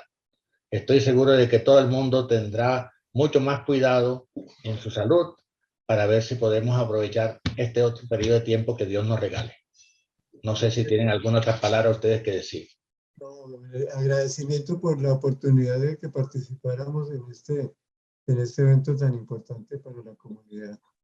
Y es importante recordar que las personas mayores son las joyas, son las joyas. Es un lujo tener una buena sobrevida, especialmente una sobrevida si está con poca cantidad de limitaciones. Es una joya y hay que mantenerlos. Muchas gracias por tu palabra, doctor Alex. Muchas gracias, no, simplemente agradecimiento a todas las personas que nos acompañaron hoy, esta noche, y agradecimiento a usted, doctor Caraballo, por la invitación y por abrirnos este espacio para compartir experiencias y sobre todo recomendaciones con respecto a esto, igual que como dice el doctor Barón, pues este grupo de personas, los adultos mayores, los ancianos o muy ancianos, cada vez son mayores, son el mayor en número, y lo que tenemos que es tratar de promover su calidad de vida y un cuidado en forma adecuada. Así que muchísimas gracias por la invitación. Muy complacido. Bueno, yo les recuerdo a todos, incluyendo al doctor Alex y al doctor Alberto, que esta charla ha sido grabada.